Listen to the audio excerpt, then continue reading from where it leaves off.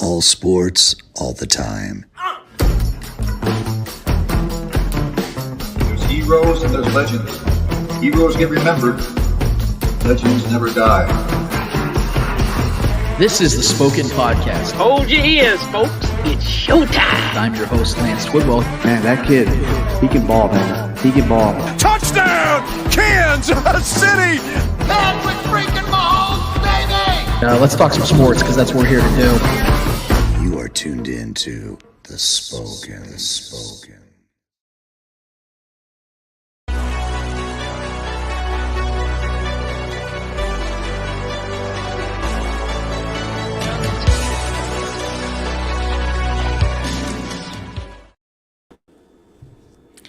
This is the Spoken Podcast. I'm your host, Lance Twidwell. Here inside the Spoken Studios, my guys, Trevor Twidwell. What's good? And Eddie Ortiz. Yo. Episode 193, full swing, full motion. Man, we are so happy to be here with you guys and for you to be here with us.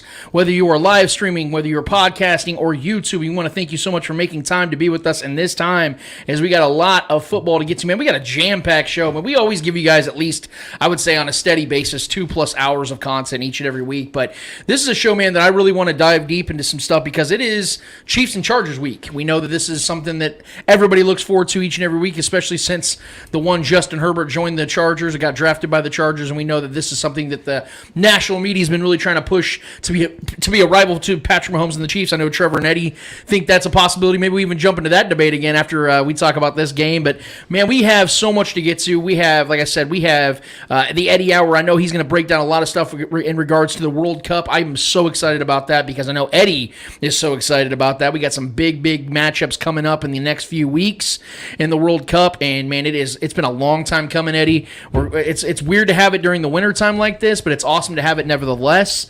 We also have, and we're very privileged to have, in about an hour's time, a dear friend of ours, a big-time friend of the show, my brother, a guy that I respect immensely. It's been a while since we've had him on the show, actually. I think this is the first time we've had him on the show since the beginning of the season. But our guy from FS1, he's an FS1 contributor, Arrowhead Pride contributor, Lakers Nation betting expert. He has his own show called Mark My Words Podcast. He does so much living out in L.A., but representing Kansas City. My guy, Mark Gunnels, will be joining us in just a little bit, like I said. But, man, we have Week 11 picks to get to. We got so much to get to. But let's open up right here and right now and talk about what we saw last week against the Chiefs and Jaguars. So I think we all had an agreement, if I'm not mistaken, that this was going to be a game the Chiefs should just be able to fundamentally break down the Jaguars, do what they need to do against this team, get out with a victory, stay as healthy as possible. Well, most of that did take place. As we both know, as we all three know, rather, there was a very fluid and balanced attack from the Chiefs offensively in this game in particular. In fact, you can go as far as to say this might have been their most balanced attack of the season. Patrick Mahomes had 331 passing yards with 4 touchdowns, and the running game had 155 rushing yards. When you have that type of game against any opponent with this team, with Patrick Mahomes, Andy Reid leading the way, you're going to win probably 99% of the time. And in fact, Patrick Mahomes now, the Chiefs now, since 2018, since Patrick Mahomes' first start, rather, are 48-3 in games they hold their opponents to less than 27 points. So they win about 94% of the games they hold their opponents to less than 3 touchdowns and 2 field goals, as crazy as that sounds. But yes, it was a very balanced offensive attack from the Chiefs, very efficient.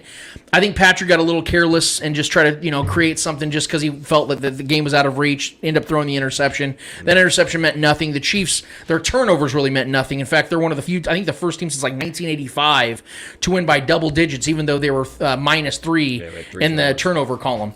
So it was definitely a weird game in that sense, but it never felt like the game was even close, even though the score got a little closer at the end. I think we all knew the Chiefs are going to wrap this one up, and if they needed to, they could have just put another one in the end zone if they really felt the necessary rhythm of the game. But I want to point out a few things about this game that I think are important to talk about, and it has both to do with the two of them have to do with wide receivers, and one has to do with the defense. And I'm going to start with the wide receivers. So obviously, Kadarius Toney made immediate impact in this game. We saw how funny it was that after last week's game, or the week before that against the Titans, the first play of the game was to Kadarius Toney. People were wondering about that situation. what he was going to mean to this team going into this season. And Kadarius Toney is immediately implemented into this offense. And you're seeing the twitchiness. You're seeing the athleticism. Well, in this game against the Jaguars, it was on full display. His numbers weren't insane by any means. I think he had about 70 total yards in this game. Opportunistic. But he had, I think, 5 targets, and he had 4 receptions, if I'm not mistaken, and a couple runs out of the backfield. Obviously, not having Mecole Hardman is going to give him that opportunity to do those plays, those jet sweeps, those little power tosses, things of that nature. But Kadarius Toney lived up to it. And he looked like a guy that had been with this roster throughout the offseason. It looked like a guy the Chiefs either signed in free agency in the offseason, traded for, or drafted. Either way, this guy looked like a guy that was fully prepared. And in fact, he looked more prepared in this game. This is no shot at Sky Moore, but he looked more prepared than Sky Moore has all season. I think he's got a year on him. He's got a year on him, sure, in the NFL, but he hasn't played much. So it is pretty neck and neck if you really think about it. Kadarius Toney has only, I think, going into his Chiefs tenure, he's only played 12 games in the NFL. Yeah. So that's not a ton, but you're right. He has some experience. The point is, Kadarius Toney showed us that not only is he a guy that Patrick Mahomes can trust, but he is a guy that can be a difference maker. I was on the Chief Concerns podcast post-game show right after the game on Sunday, and Trevor was enjoying the Minnesota Vikings beating the Bills while I was out there recording that show with live streaming that show with Marcus Dash and Jason Dunn. But I got to enjoy the fact that we got to break down how Kadarius Toney, who in my opinion will never be anything close to what Tyreek Hill is, because Tyreek is one of one. I think that Tyreek Hill is a legendary player, and I don't think you can replicate what he was to this team or to any team for that matter. Having said that, Kadarius Toney is special, and I think we all can now agree to that. I don't want to be prisoner of the moment, but I also don't want to be somebody who's late to the party. And I am somebody that very much believes, just from the short amount that I have seen from Kadarius Toney at this point, he has shown me that this guy can and will be a difference maker for this team moving forward. And the best and most exciting part about it is the Chiefs have 3 years of control left on him in his rookie deal. The Chiefs don't have to pay him for 3 years, and then they can extend that if they really even want to. If they want to entertain the thought of extending him, then they can talk about that in year 4. So the Chiefs have essentially 3.5, 4 years of control on Kadarius Toney. That is such an ideal situation for the Chiefs to have, and it opens up the possibility of them giving Juju Smith-Schuster a big contract extension, going and getting Odell Beckham Jr. still, and paying that money to those guys. We'll discuss that in a second. Mm-hmm. But Kadarius Toney is the guy that I think can and will be somebody that is going to make big plays for the Chiefs in January. And the reason I say that is because everybody talked about in the offseason about how, the Chiefs are going to miss that dynamic playmaker out of Tyreek Hill. They're not going to have that guy that can stretch the field and go and take a ball that's thrown 3 yards, take it to the house 60 yards. Well, the Chiefs now have that again. And again, it's not to the same degree as Tyreek Hill. We'll all agree to that. But if you can get 65% of what Tyreek Hill was, 70% of what Tyreek Hill was, as far as athletic ability, as far as playmaking ability, going up and snatching the ball at the high point like he did while adjusting his gloves. Shout out to our producer, Clay Windler, for posting that. The NFL retweeted it as well. If you have a guy like that, the offense was already leading the league in scoring, that is about as scary as it gets. And I saw old tweets from people. I wish I can credit them. I'll find it and retweet it. But in 2020, somebody tweeted out a highlight reel of Kadarius Toney at Florida and said, the NFL better not mess around and let the Chiefs get this kid. That was 2 years ago. That's what I've been saying this whole time, man. And what happened? The Chiefs end up getting this kid, and he looks like everything the Chiefs have needed and wanted out of a wide receiver this year. And I absolutely love the fact that he 100% was trolling, like I said, on that touchdown catch that he got. 100% was trolling. Not enough people are talking about that. And because the Giants weren't playing him because of his hamstring concerns. He was denying these injuries, things of that nature. He goes out there, his first touchdown of his career as a member of the Chiefs. His first touchdown, I think, of his career. Mm-hmm. Goes out there and limps into the end zone like that. And people said he was trying to balance the sideline. No, he did it about 6 yards into the end zone. We knew what he was doing on that play. So I'm very excited about what he's going to be for this offense. I don't want to be hyperbolic and be one guy that swings from one side to the other as far as the Kadarius Toney effect of this offense, because as I told you guys, I'm going to reserve my opinion on him. I'm not going to be too high about this kid. After seeing him just 2 weeks in this offense, I'm very high on Kadarius Toney, guys, and I think he's going to be a special player for this team for years to come. Who do you think his comp is? Like, if you can compare him to anybody in the league. I don't think there's anybody in the league that I would currently compare him to. I think honestly, and this is extreme high praise, I compare him to Antonio Brown. I think he plays they have a very similar body style. They're both about 5'10", 5'11", or Kadarius might be 6 foot. He's a little bigger than Antonio Brown might be a little bit smaller size-wise, but their body build is the same. Their twitchiness is the same. His get-up ability is the same. Antonio used to go up and get the ball. Who was compared to Antonio Brown most of his career? Tyreek Hill. Tyreek Hill, yeah. So the skill sets are all similar, but you know who my main comp is to him? Jamar Chase. I like that. Jamar's a little bit bigger, I think. But I think he's actually maybe a better, as far as twitchiness to him and his route running ability, I think he might even be better than Jamar Chase is. Yeah. Jamar Chase is incredible after the catch, and he's a little bit faster than Tony, but I think their skill sets are very similar. As far as their dynamic ability and their ability to make big plays.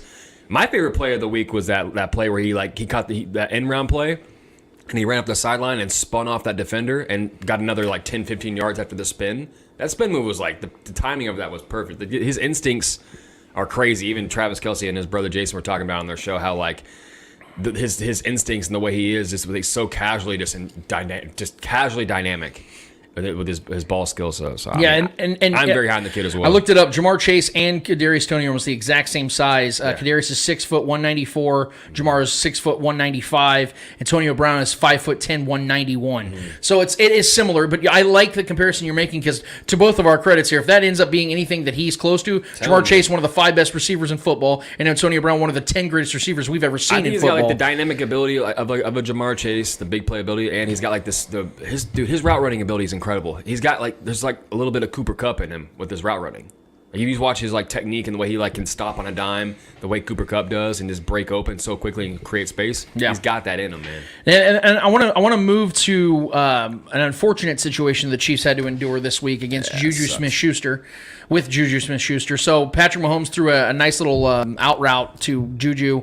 Juju catches the ball. He tries to turn to go upfield, and Andre Sisco, the safety for the Jaguars, decides to put his helmet into Juju's helmet, and we all know that we saw Juju in the fencing posture, gets taken off the field. He walked off on his own power, but he was taken off the field under concussion protocol. Come to find out, he did have a concussion. Yeah. It wasn't as severe as we had thought it may have been, but it is a mild concussion. He has been ruled out for this game against the Chargers, which sucks.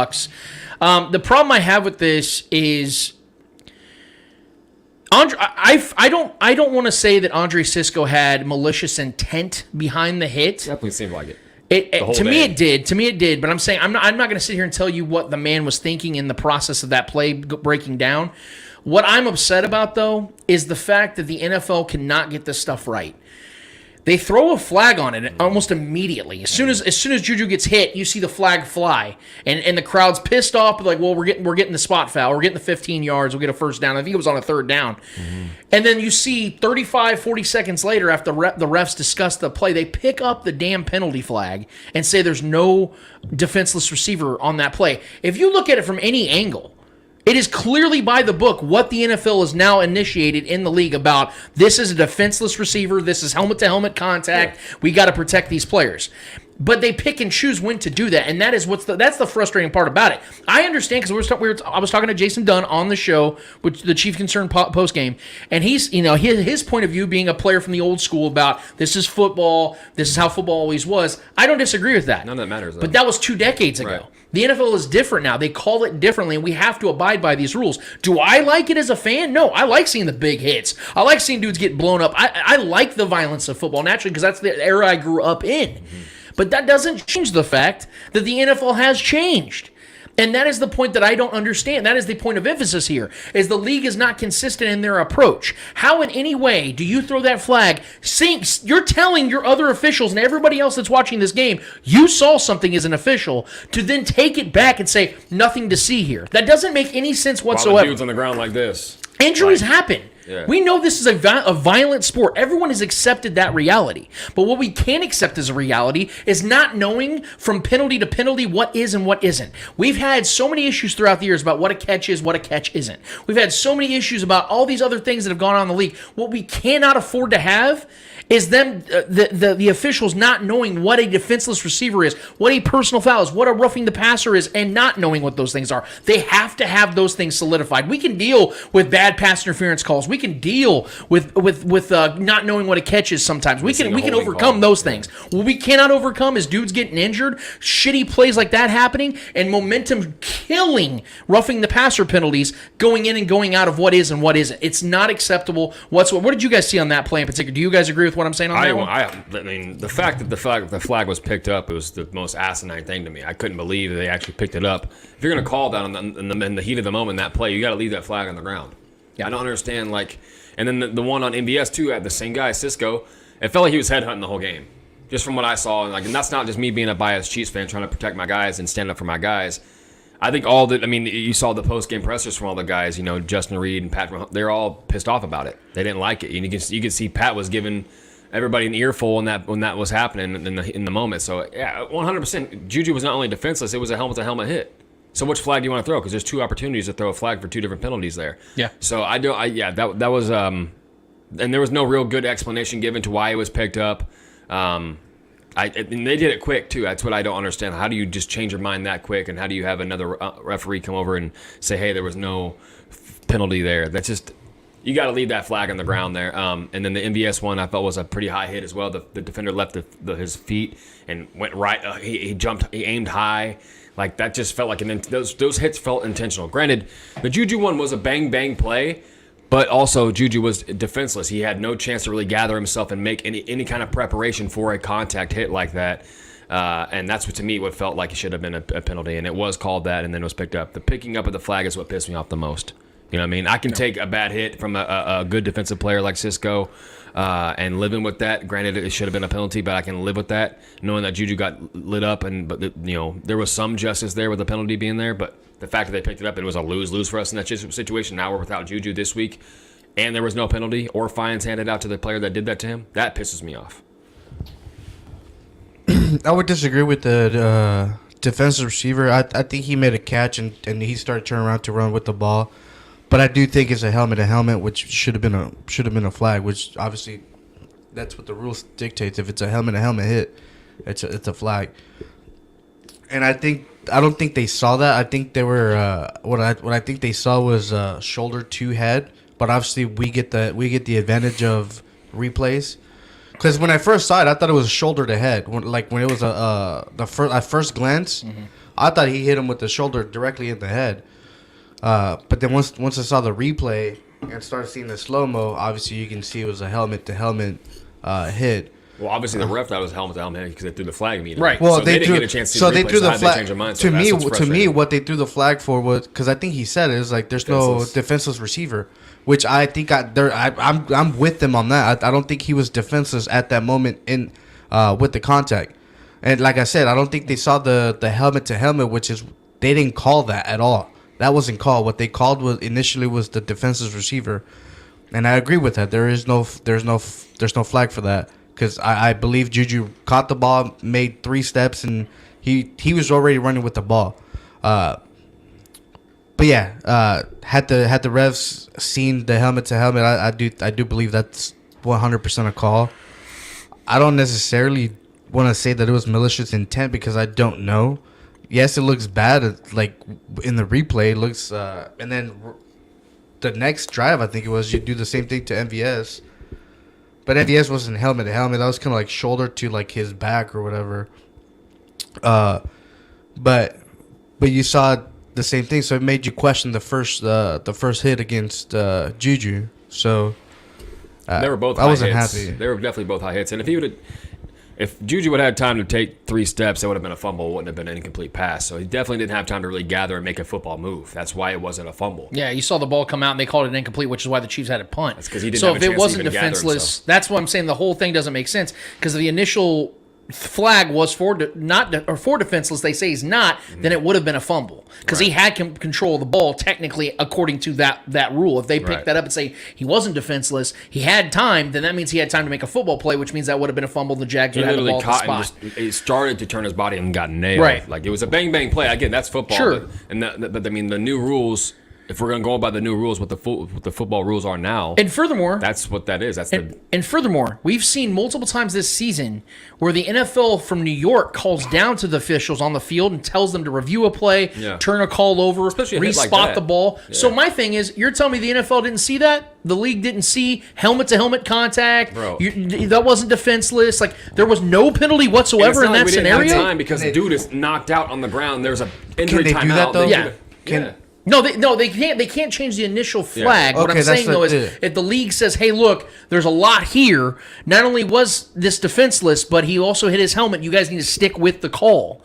That's the point, because you pick it up, negate everything, and again, to the point of it all, if you're negating everything, then it's a turnover. I think a lot of people are and just it wasn't a confused on turnover. what a So defenseless player is nowadays. Yeah, what sense does it make? Like, explain to us how you went about that and had the Chiefs punting when Juju lost the ball on a play that you initially called a flag for defenseless. Then it's not defenseless, which means that should have been a punt or should have been a fumble. What bothers me the most is the differences between, like, if that was a quarterback running in the infield, granted he's a runner, but if a quarterback, like Justin Herbert, yeah, exactly, the same night he was diving forward. And they ejected a guy for hitting him, and while they're both diving at each other, and he happened to hit him with his helmet, but they were both low to the ground. And Herbert was falling forward. Right. He was a runner. So you get guys kicked out of games for hitting a quarterback, much less violent. Taylor Henneke falls on a knee, gets hit, and they throw that flag, but then Juju's out here turning no, the ball. Justin Herbert, I mean, technically he's giving himself up, right? You have to slide. He's a runner. You have to slide to give yourself up to not get touched. Or kneel. If you're moving forward like this, you're a running back outside of the pocket, and you're moving forward, you are eligible to get hit. Just imagine Justin Herbert was diving into the end zone right there. They have every right to get everything. Yes, and that means helmet to helmet contact. For that. Like, because that you're a no running sense. back at that point. Helmet to helmet contact happens in those plays. So it does. That's what I'm saying. There's too much inconsistency here. I don't want to harp on this too long. I'm just saying that was a problem that I had in this game in particular, and I wanted to address it. Outside of that, though, like I said, the offense was 7 of 10 from third down. They were 1 of 1 on fourth downs, and now this is where I want to transition to the defensive side of things. So this is over the Chiefs only allowed 17 points, had 5 sacks in this game, which is by far their most of the season. Against the third fewest sack team in the NFL. Thank you. The Jaguars were a team that were protecting Trevor Lawrence at a very high clip this year so far. The Chiefs got after it. Carlos Dunlap got in the mix. Chris Jones got a sack and a half. I think Chris Jones right now should be Defensive Player of the Year, but I know he's not going to get it because big names like Micah Parsons are out there, and then people are just always going to look that way. He has been. Yeah. But like I said, Dunlap got half a sack. Colin Saunders, who I think the Chiefs need to pay this offseason, got a sack. He's finally getting an opportunity with Treshaun Wharton going down. Good. He's really putting it together. Here, baby. Yeah, and then even our guy Leo Chenal, death row out there getting a sack in this game, a big one too. I believe was on a third down. Yep. That was a great opportunity for him. The coolest thing I'm seeing from the Chiefs defensively, guys, and not a lot of people are talking about it because they want to talk about how the Chiefs are, as a season long, have been giving up points. Yeah. First of all, they don't want to look at the context of some of these points that have been scored. Like I talk about in an exhausting way about Chiefs are up 37-7 against the Cardinals, give up 2 touchdowns in the fourth quarter, makes their stats look worse. Against the Buccaneers, the Chiefs are up by 17 3 different times. So, of course, the Bucs are going to throw the ball and get garbage time points, makes them look worse. And, by the way, in those games, Trent McDuffie got hurt in the first week, didn't play against the Bucs. They've had them back now for a couple of weeks. And I'm looking at the Chiefs right now for the last month. They're giving up 20 points per game over the last month. 20 points per game, and they've played the Buffalo Bills, San Francisco 49ers, Tennessee Titans, and Jacksonville Jaguars. All teams that have capable scoring. I mean, look at the Titans just this last week. Go into Green Bay and score for 30 points. Then they go into the Jacksonville Jaguars, who played the Chargers just a few weeks ago, put up 38. You look at the Buffalo Bills. Going into 2 weeks ago, they were the number one score, one of the number one scoring offenses in football. I think they were second or third. San Francisco 49ers have some of the most talented players in the NFL on the offensive side and defensively, but you know what I mean. And yet the Chiefs have been holding these teams down. In fact, 7 of the Chiefs' 9 games this season, they've held their opponents to 24 or fewer points.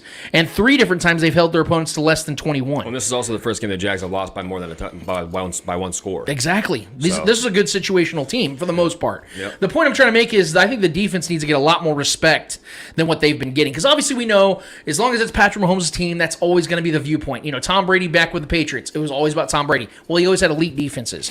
Our defense here in Kansas City needs to get a lot more respect than what they're getting nationwide and locally. Not just because of Chris Jones, but because of all the guys that are like unsung heroes. Mm-hmm. Nick Bolton continues to get overlooked. The fact that George Karlaftis has been one of the best rookie players in the league this year. He's all rookie defensive ends. One of the best rookies, pressures. Period. Yeah. He's been unbelievably good this year. He didn't have a ton of sacks, but he's getting pressures out the ass. He's leading all rookies in pressures, if I'm not mistaken. Yep. So that's the point I'm trying to emphasize here, guys, is that Spags has been doing an incredible job. I harp on him. You guys know I do. But, man, when the results are good, I got to praise him just as efficiently With all the and use that same energy. Defense for sure. So the defense is playing really well. Like I said, they held the Jaguars, I think, 4 of 14 on third downs, if I'm not mistaken. Let me look here. Yeah, 4 of 14 on third downs. You're going to win 90% of the games. You hold teams to 4 of 14. Yeah, they only had 17 first downs all game, and that was with the Chiefs having a comfortable lead. So that tells you how good the defense has been. They're not banged up necessarily, but there's some guys that have been a little hobbled. I know L'Jarius Sneed had a quad injury this week. He's supposed to play. I think he was a full participant yesterday on Friday. So yeah, the defense as a whole though has been pretty healthy considering Trent McDuffie's missed some time, but he's back. Especially with the matchup coming up. But like I said, in this game in particular, I think the Chiefs defense showed that when they really have it in their minds to get to the quarterback, and Spags has an effective game plan, they're not the 2021 Chiefs, where they only had 29.5 sacks. If I'm not mistaken, if memory serves me, the Chiefs already have over 20 sacks this season. So they're already going to lap what they did last year. They're going to finish top 10 in sacks this year, and that's an incredible praise to what Spags has done with such a young nucleus of guys. And I think that there needs to be a lot of credit on that side of the football, not just with Patrick Mahomes and his historic numbers, not just with Travis Kelce doing what he does each and every year. Well, we do need to mention George Karlaftis' batted balls as well. Yeah. I think he had 2 or 3 batted balls against the Jaguars this week too, which is to me is just as good as a sack. It kills the play. You know what I mean? No yardage. Everything's dead right there at that moment. So that's a big development for him as well, as kind of getting his hands up and kind of learning, those techniques, because we all know Chris Jones has been great at that. Guys like Emmanuel Ogbah, who's been a part of this team before. That's a very important part of your skill set as a defensive lineman or on that D line, is to be able to, read quarterbacks, know their tendencies, bat those balls down, especially on like those little check down plays over the middle that could become big chunk plays. Mm-hmm. You bat that ball down, man, that's a momentum killer for that offense. And I'll say this real quick, and I want to get your guys' thoughts as a whole from this game. Willie Gay led the team in tackles with 6. He had 8 total with the assists combined. But he had six solo tackles with a sack. So this is Willie Gay's best game of the season so far. Nick Bolton had 5 solo tackles with 3 assists. It gave him 8 total. Nick Bolton right now, guys, is 8th in the league in sacks or tackles. Yeah. Nick Bolton has been unbelievably good this year at tackling players in the open field. So good, I know his pass coverage isn't great. I get that, but that was something that we knew about coming out of college. That was something he struggled with at Mizzou. But one thing he's great at, and it's something the Chiefs have always had a problem with since Derek Johnson left and retired, is tackling in the middle of the field. Nick Bolton has taken care of that. These linebackers have been playing really good football, man. Absolutely. We need to give them credit for that. Trevor, what were your thoughts altogether from this game? We touched on mostly everything. I think it felt like a game that was like I was never concerned. I was never concerned about this game being, and I even said when we previewed this game that I felt like it was going to be a competitive game. I thought points would be scored. Jags offense was pretty bad. Obviously the first half they were, shut down for the most part and had nothing really going. They scored some points, but I mean the fact that we -3 on the turnover differential there, and still managed to win the game by double digits comfortably. With them scoring some late points to make the game seem closer than it was pretty impressive. We can't keep turning the ball over. We can't keep having fumbles here and there. I'm glad we did give the ball. We didn't really touch on Pacheco. I do want to talk about him real quick. Yeah, I'm a Pacheco guy. I love the kid. I wanted us to commit to him. I felt he was I've said it since the season started. I felt he was the best runner on this team. I love a violent runner. That's why I miss Kareem Hunt, that kind of guy that will run through defensive players instead of try to like bounce around and run backwards and try to avoid guys and find a hole. I'd rather a guy just go, pick an angle and go. If it's the wrong one, we'll live to play the next play. But just go, run through people. And I love that's what he does. He had 16, 17 carries, something like that for 85, 86 yards. Very efficient on the ground. And coming into this matchup, I know we'll talk about this Chargers team, but that's a good thing leading into that game. Give the Chargers an extra thing to think about now that they have a banger in that backfield that can run through them, and they're a suspect rush defense. So I love that we put that on film. I love that we went right back to him after he fumbled on that carry. That was a very important, and kind of brought back that memory of Kareem Hunt when he first fumbled that ball, and then he absolutely just went nuclear the rest of that game. Yeah. I love that. I love that Andy Reid does that. He reinstills that confidence in his guys, that he believes in them. And when Coach Reid believes in you, that'll boost you. You know what I mean? So I love that we did that, and I love that we got him going. We committed to him. I hate seeing that Clyde's not getting any work, but at the same time, we go with what works. They talked about the hot hand. I think we're going with the best running back right now, and I think that's Pacheco. The fact that we're pulling, I don't really care. It's facts are facts. The fact that we're pulling him off of kick returns and punt returns and any returns at all that shows me that they're leaning in even more into Pacheco, and I think they believe in him. And I think that's to kind of show you what the future holds for the rest of the season. I think Pacheco is going to be the guy the rest of the way. There's going to be, obviously, McKinnon games. There's going to be a Clyde game where he scores a receiving touchdown or something like that, sure. But I think as far as running back goes and running the football, Pacheco's the guy. So I just wanted to say that. I love that we got him going. That kid he's a momentum booster, man, when he gets going. So obviously, Kadarius Toney, I couldn't be happier. I've been high on the guy. I've liked him. I wanted him for a while now.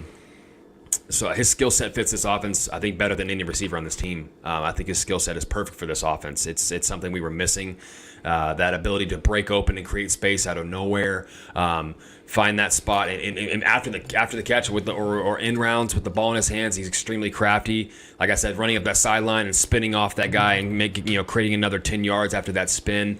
That's just something we were missing on this offense. Granted, I know McColl's great in straight line speed, and he knows how to dig his foot in the ground and create plays, but he doesn't have that shiftiness that guys like Tyreek and Jamar Chase and Tyreek Hill, guys like that have. So, Kadarius Toney is going to be a great asset for this team for some years to come. I truly, truly believe that. So I'm happy with that. This game, though, overall, I was happy with the defense. The defense did what they did. I expected this defense to have a good game. Trevor Lawrence tends to hold on to the ball too long. He's fumble prone, turnover prone, but they don't take too many sacks. He does get the ball out when need be. But the fact that we got 5 sacks in this game was very impressive. Carlos Dunlap, I think, has 3 straight games with a sack. That's promising, especially with Frank Clark coming back, playing the way he was. So getting him back for this game against the Chargers is going to be huge for us as well. Just another guy to rotate in with a good speed rush. I'm very impressed with this defensive line, man. And Colin Saunders, my boy, is out there just looking spry, moving around for as big as he is, man. The way he's moving around is spooky. Yeah, he is so quick and agile for his size. I remember when we first drafted him, he was out there doing like those cartwheels and backflips and stuff. So he has that, the acrobatic kind of way about him. So he's very loose. He's a loose hip kind of guy. He's got fluid movement to him, and I love that he's out there getting his finally. It's good to see him coming around. So I hope we find a way to keep him around for the next couple of years or so. But yeah, man.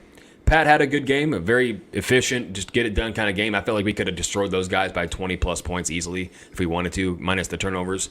But yeah, I got to get my only worry of this team moving forward is special team stuff. That's it. I don't know what's going on with Bucker, but we can't be missing extra points. Leaving, especially with this stretch of games we got coming, especially this game coming next week, we can't be leaving points on the field by kicks. Bucker's got to do what he's done. We've always had the trust in him, but it's been shaky lately, man, and missing extra points is unacceptable. So that's my only concern, who's going to be returning punts and kicks with McColl out as well. That's a downer this week because we were having him returning those kicks and stuff. That was cool to see him back there. He's very good at that. But Sky Moore worries me, so if he's going to be the guy doing that, we'll see how that goes. I think Kadarius Toney probably does that this week, though, take some of those duties. But we're going to be leaning on him heavy this next week. But yeah, this game overall, man, was an impressive win against a team that I knew was going to bring it. Doug Peterson, I knew was going to bring his A game against Andy Reid. But Andy Reid, you know what he does against his coaching tree guys. He tends to dominate them. So it's 15-6 now. Yeah, so I knew we were going to get a win. I thought we'd be a little closer as far as more competitive back and forth kind of game until like the late fourth, and we'd pull away. But it was kind of a yawn. Honestly, I felt like we had this game taken care of after the first half. I felt like the game was already kind of over. So I wasn't really nervous in any way in this game. Just impressed with the guys all the way around. Just got to clean up those turnovers and clean up special teams, and I think we're looking good moving forward. Man, the Jaguars started this game with a fucking onside kick that I don't think nobody in the world was fucking expecting. Yeah. That shit caught me so off guard. Like, I'm not even mad at the Chiefs for not grabbing that. I'm not even upset that they didn't. It was just such a great call, such a great play for that moment. And if you're playing the Chiefs and you know that they're superior to you, you got to do everything you can to win those games. And I love how Doug Peterson took those chances and I mean, it worked, but I mean, it didn't change the outcome of the game. But I love what he's doing with this Jaguars team. It's very young. Very talented. I think this Jaguars team in the next 2 years is going to be something that can compete and contend for a deep push in the playoffs. Especially in that division. Yes, definitely be. But overall for the Chiefs, man, it was such a great game to watch. it was kind of like a little bit boring at some Got a little points. methodical, Yeah, yeah. it's kind of like Yeah. you know, the interception. I wasn't too crazy about that. I'm sure Pat thought it was like a free play or something. Just kind of tossed because I think they threw the flag and then Mahomes saw it and then he threw it. So I think he thought it was like some sort of a free play. So he went for it. Completely missed what he was doing. Yeah, Pat wasn't very sharp at this game. Yeah. He wasn't very good. A lot of ducky kind of throws. But I think he still got over 300 yards this game. Yeah, Pat, Yeah. that's the funniest thing about him is Yeah. that he could say he wasn't at his best. He completed 74% of his passes, Yeah. averaged 9.5 yards an attempt, 331 yards, 4 touchdowns with a 130 quarterback rating. I'm just saying, like, some of his throws didn't have that zip on them. I mean, they weren't as tight. He was a lot better this week than he was against the Titans. Let's say sure. that. Yeah, for He sure, was- for sure. Oh, yeah, the Titans game was rough. Yeah, and oh man, this defense it has me really hyped. They've really stepped up in the last couple weeks, especially against the Titans. That was a hard battle. Yeah. And then they came in and did that to the Jaguars. Jaguars that's really not known for taking sacks this season. I think it was the least sack team going into this This is the game. most sacks they gave up in one game. Yeah, So, it's 5 sacks, and we saw pressure after pressure after pressure for Trevor Lawrence. He couldn't do anything. Even if he tried, he just couldn't get the ball out too quick.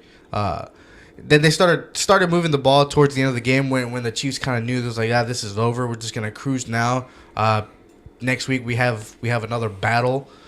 So let's try and stay healthy. So I think the Chiefs let down on the gas and just kind of cruised to the final whistle.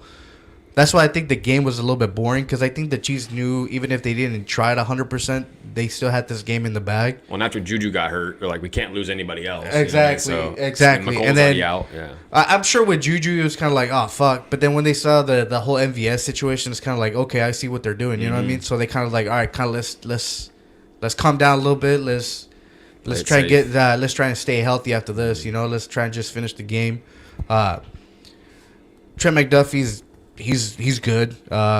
He can only grow his game, and that has me so excited. Yes, there's a little bit of work he still has to learn. Finally gave gave up- he finally gave up a catch. Yeah, he gave 3 up a games. catch. He finally gave up a completion. Yeah, Which is a great ball, great catch by Marvin Jones. but yeah. So, but I mean, overall, he's great, and like I said, he can only learn from that one catch that he has. You know what I mean? Yeah. He's only this was what his third NFL Third game. NFL game, yeah. So it's not like he's been out there the entire season, like other players have. But yeah, Karlaftis, putting the pressure on the quarterback. I just wish he can get to the quarterback a little bit quicker, get that sack. I think that's why a lot of people are not praising him because he can't do the sacks. You know what I mean? He can't get the sacks. He can get the pressure, but he can't get the sack. It's kind of like Chris Jones, a couple years ago, where he got the pressure but just could not get the sack. Like I said, he's still a rookie. Cut him some slack. He's still a rookie. He's putting the pressure. He's doing his job. You know, they didn't bring him here to be a complete game changer from day one. Sure, as fans, we would have loved that, but take it easy on him. He's still a rookie. He's still learning, and obviously, game by game, he's starting to get to the quarterback a lot quicker. He's starting to be able to break away from the offensive line a little bit faster. So just cut him some slack.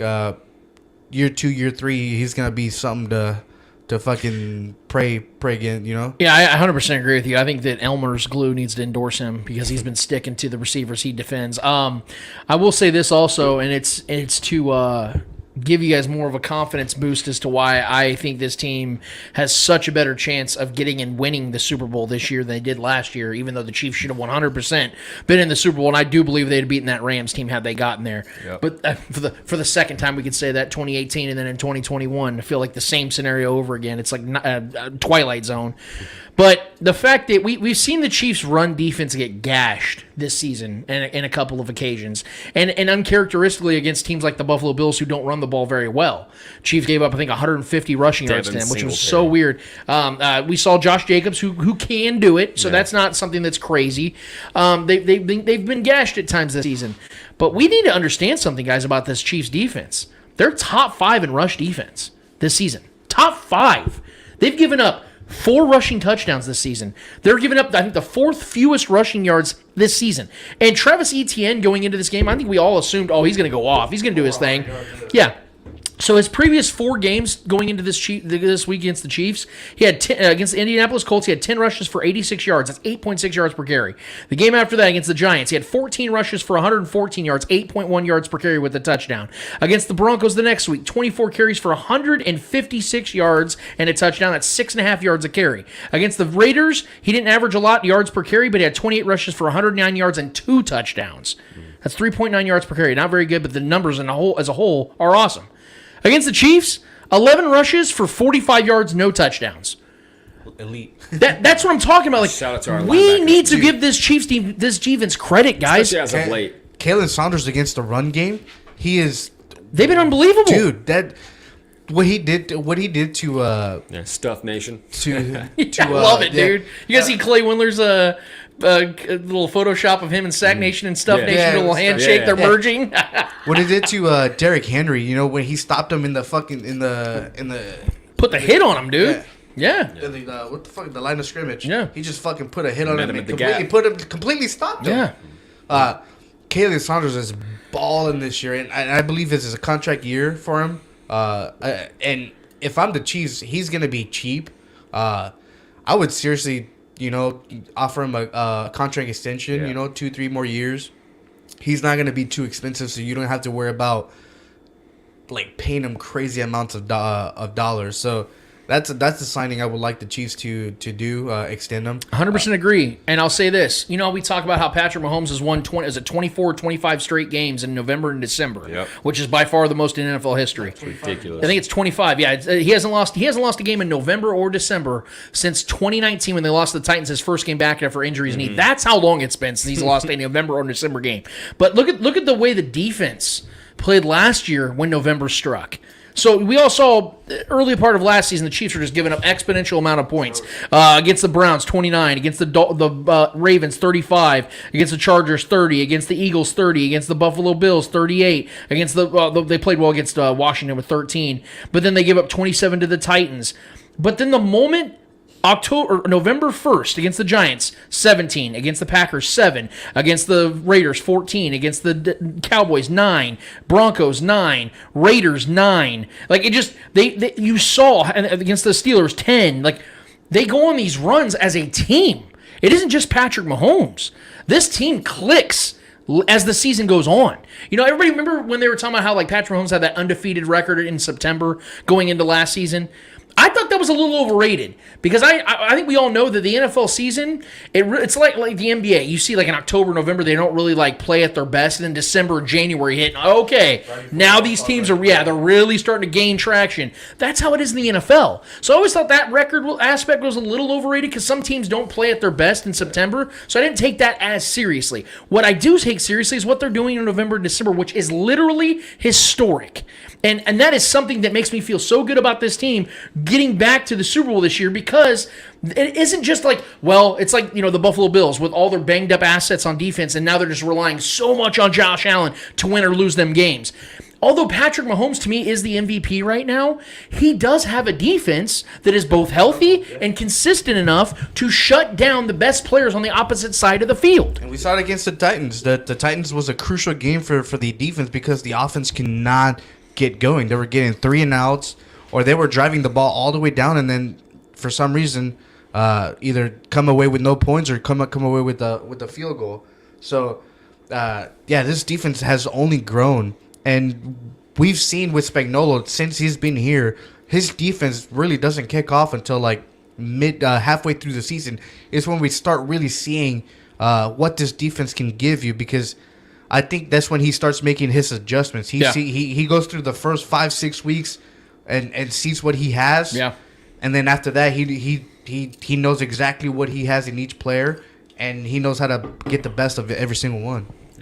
Yeah. I mean, I don't have much more to add to that. I think that this defense is continued gradually gets better, and plus we've been without pieces here and there. Being without Frank Clark and Willie Gay at certain times now. With McDuffie being in and out, a guy that we our first pick of the draft, seeing him come around obviously is important. Karlaftis being what he is, I think this defense has done nothing but grow together as a unit. This like I told you guys in the very beginning, this youth movement, I was very excited about that. Yeah, because it's something we've never seen as a Chiefs fan. We've always had aged veterans, that were good pieces. We've had great players like that. We've had young guys at times. We've had young Jared Allens. We've had the young Tom Bahali's and guys like that. Justin Houston were great players individually, but they had good units together. Eric Berry's and guys like that. But bringing a revamped whole new unit, a bunch of young faces at the same time coming together and kind of growing together as a unit. I love it, man, and I love Spags. Well, this is his 4th year, right? Yeah, this is his 4th season. His first time ever being a 4-year consistently on the same team for 4 straight years, and I think that's showing that congruency and that consistency and that coagulation of these guys becoming a meld, unit together. And I love that what we're seeing out of these guys coming together. And I think this is only going to get better as the years come. Well, and you guys would agree this team is a better team they were last season. Yes. As a whole. Yeah, as a whole, yes. Like, this is why we got excited after we kind of went through the grieving process of losing Tyreek, which I'm never going to get over because I love Tyreek forever. I miss him. I miss Tyreek every single day. Hell yeah. But what I'm saying is, from that trade came assets that the Chiefs are using at a high level right now. Guys like Karlaftis and McDuffie are making immediate impact for this team on a rookie contract. That's going to help the Chiefs go and be aggressive for the next couple of off seasons to go get free agents they want to go and get, or trades, whatever the case may be. But it's also guys like Carlos Dunlap, who I'll give respect to. Lexi Osborne from the Kingdom Queens. They're a sister show of us at Starcade Media. She actually posted that on Twitter a couple days ago, talking about how Carlos Dunlap, as much as we all love Melvin Ingram and as effective as he was, Carlos Dunlap's been better. Oh, yeah. He's been better for the Chiefs than Melvin Ingram was. Especially with Frank Clark going out. He stepped up, man. 3 straight games with a sack. So you add Leo Chenal and Karlaftis, McDuffie, and Brian Cook at occasions, Justin Reed, along with the veteran presence of Carlos Dunlap. This defense is better than it was last season, and had it not been for the Chiefs just absolutely choking away a 21-3 lead in the AFC Championship, they still go to the Super Bowl. So now the feeling is even better. Yeah, what do you think the weak point is of our defense? I still think that the passing defense does struggle. Yes, I do think there are issues. I'm not going to sit here and dismiss everything. I do think there's context to it because, again, they've given up a lot of points and a lot of yards and blowouts. So I'm not going to sit here and say they're as bad as their numbers look. But there are times we'll see on third downs where a capable quarterback will beat the defense quite often. And receivers are usually left wide open in third and longs for some reason. And that's going to happen when you have young corners. When you do have young corners, you don't have a bunch of veterans out there. Yeah. They really don't. They're relying on young guys. There were even later draft picks outside of Trent McDuffie with Joshua Williams and Jalen Watson and guys like that. That's going to happen. So I'm not sitting here saying the defense needs to be perfect, but they're getting down the stuff that matters. Well, and I will say I agree with you. The secondary has been probably, if they had to pick a weak point, because of our pressure, because of our defensive line that's been so good up front lately. The fact that we're getting that many pressures, we're getting that many sacks, or accumulating sacks like that should make more opportunities for them to make plays on the back end, and they just haven't really done that yet. I do want to see more interceptions. I do want to see more big plays like that, because we need to kind of catch up on the turnover ratio here, because we're turning the ball over too many times on offense or special teams, and we're not getting the many turnovers in return. Here's the best part about that point, about the Chiefs getting some stuff right on the defensive side. Guys, for the rest of the season, the Chiefs play one good offensive line.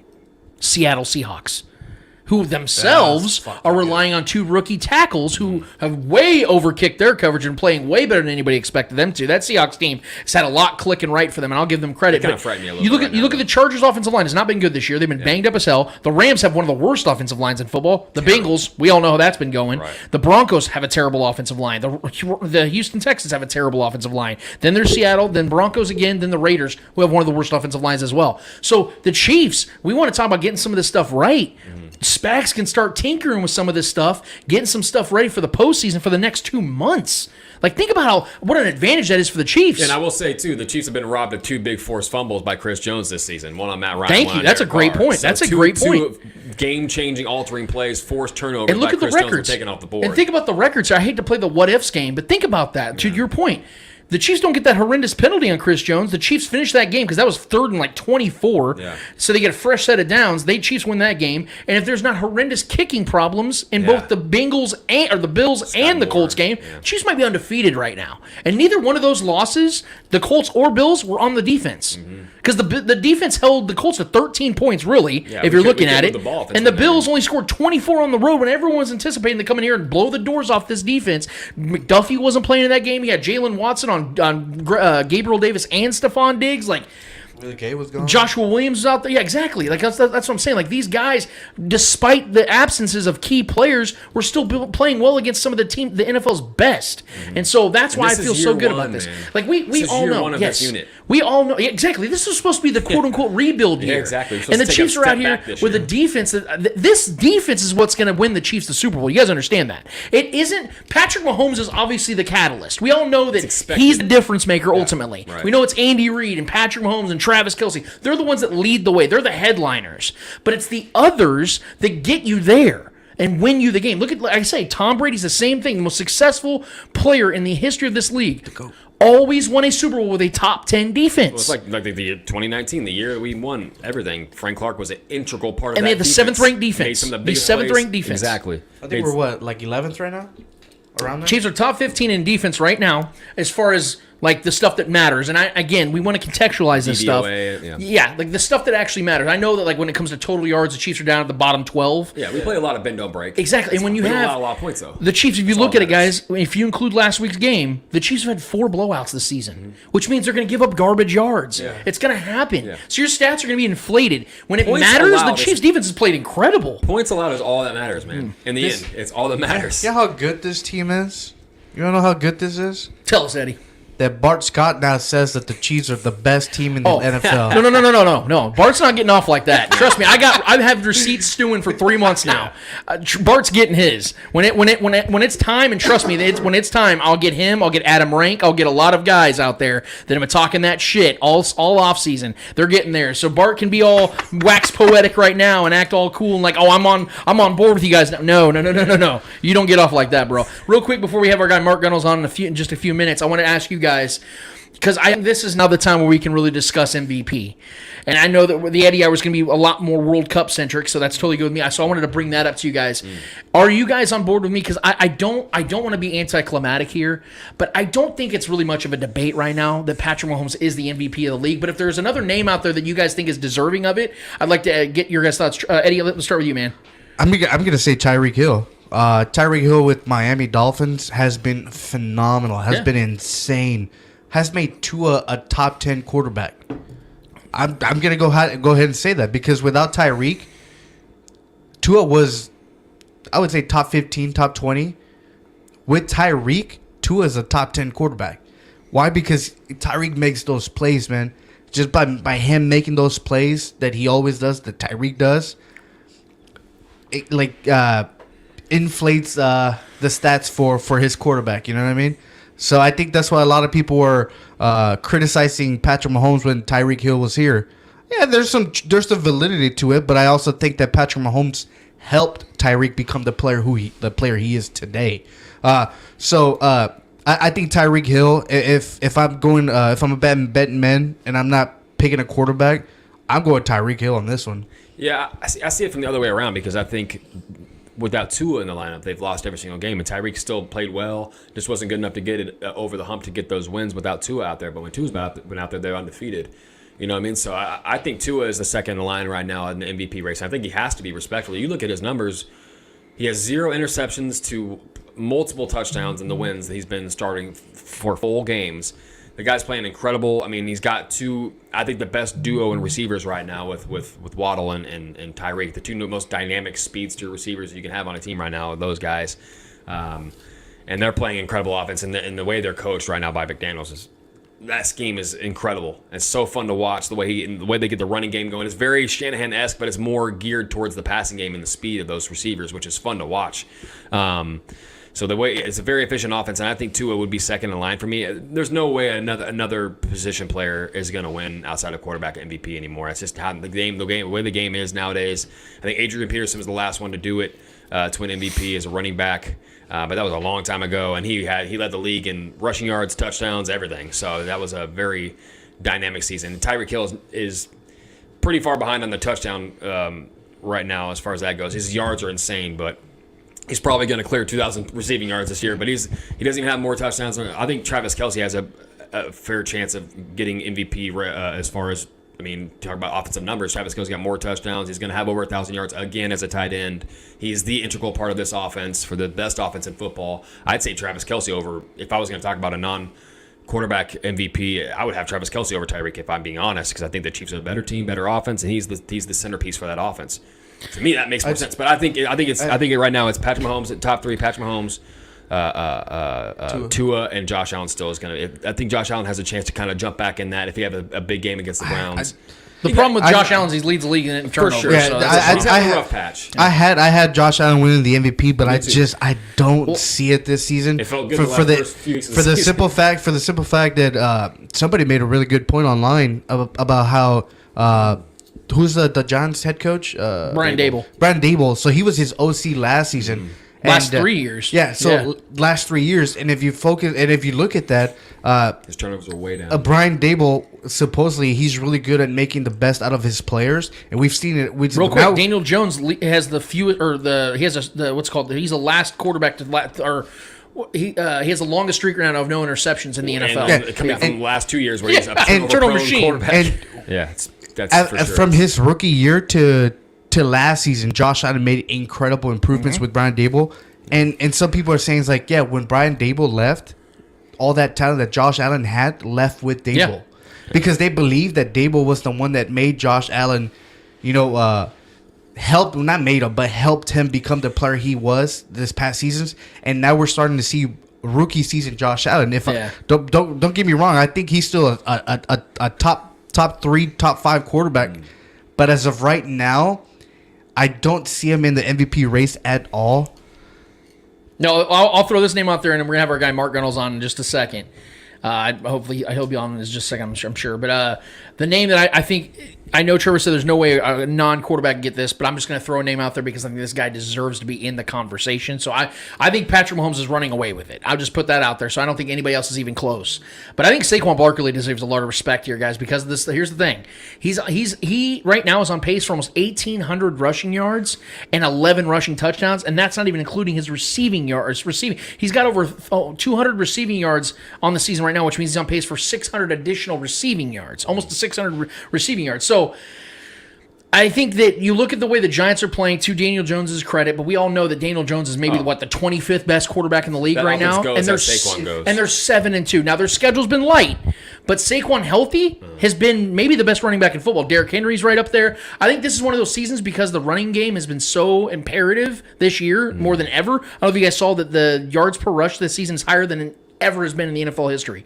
So there are running backs that are literally carrying some of these offenses, and Saquon is one of them. So I think my name would be Saquon because of how great he's been this year and how valuable, because there ain't no way in hell this team even has a winning record right now if it went for Saquon Barkley. There's no way in hell. Yeah, I mean, Derrick Henry's numbers are right there with Saquon's. Yes, so I agree. That's why I said it's like him and like Derrick Henry would be like the guys I'm like really looking at. And I'm a Derrick John Henry guy. I will say as a dark horse guy, I think Lamar Jackson has I think there's a chance for him to have a great stretch to finish this season. And their schedule is very light. 100%. Yeah. I think Lamar Jackson could absolutely go off these next half of the season here, and he could be right back in that race as well. I'm just gonna throw this is the only reason I don't think Tua is in the MVP conversation for me personally, is because he missed 2 games in the NFL season. 2 games it's a lot. I would like if the NFL season had like many games, kind of like what basketball does and soccer does. You know what I mean? Because soccer has like about 32, 36 games a season.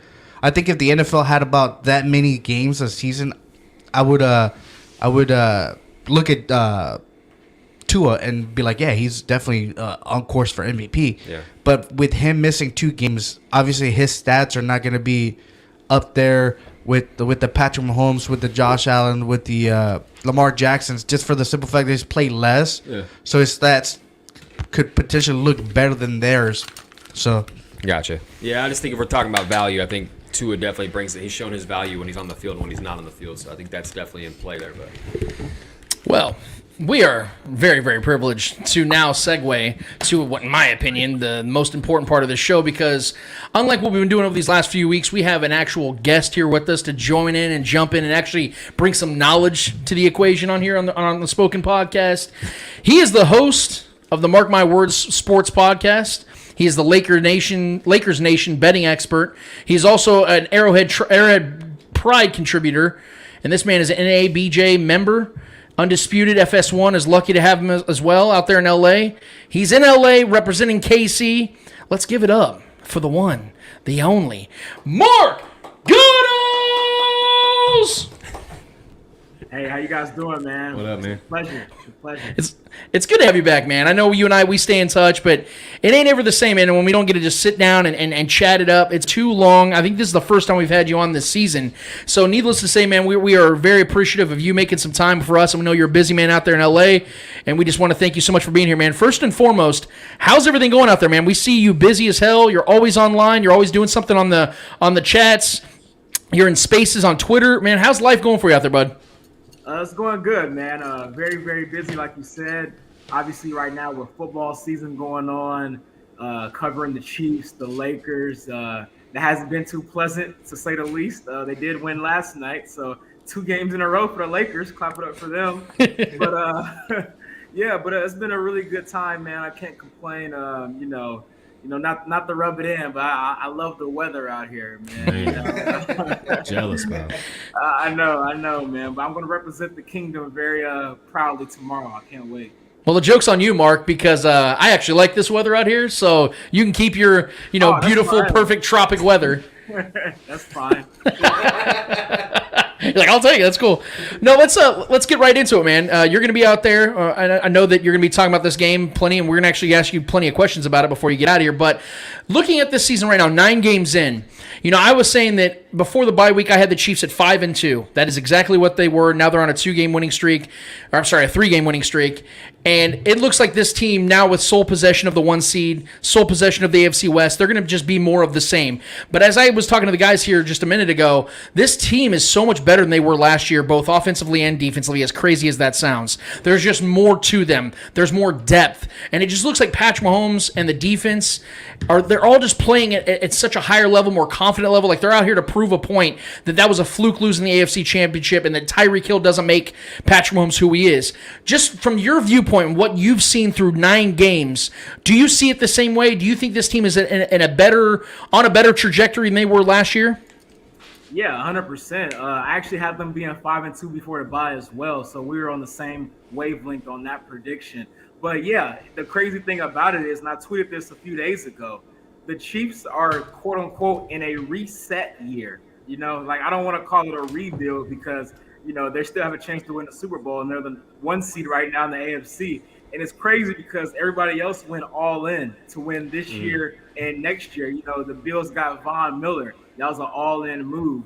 The Broncos got Russell Wilson. The Raiders got Devontae Adams. I can go on and on. The Chargers getting Khalil Mack and J.C. Jackson. So the rest of this conference and division, they went all in while the Chiefs kind of did the reverse. Right? You traded away Tyreek Hill and you get these picks, you get this cap space, but you still have an opportunity with all of that to still win the championship. And if they win a championship in a reset year, they're only going to be better next year and beyond. So this is the year for those other teams to theoretically win it. So if you can't win it this year, then it's going to be hell over the next few years.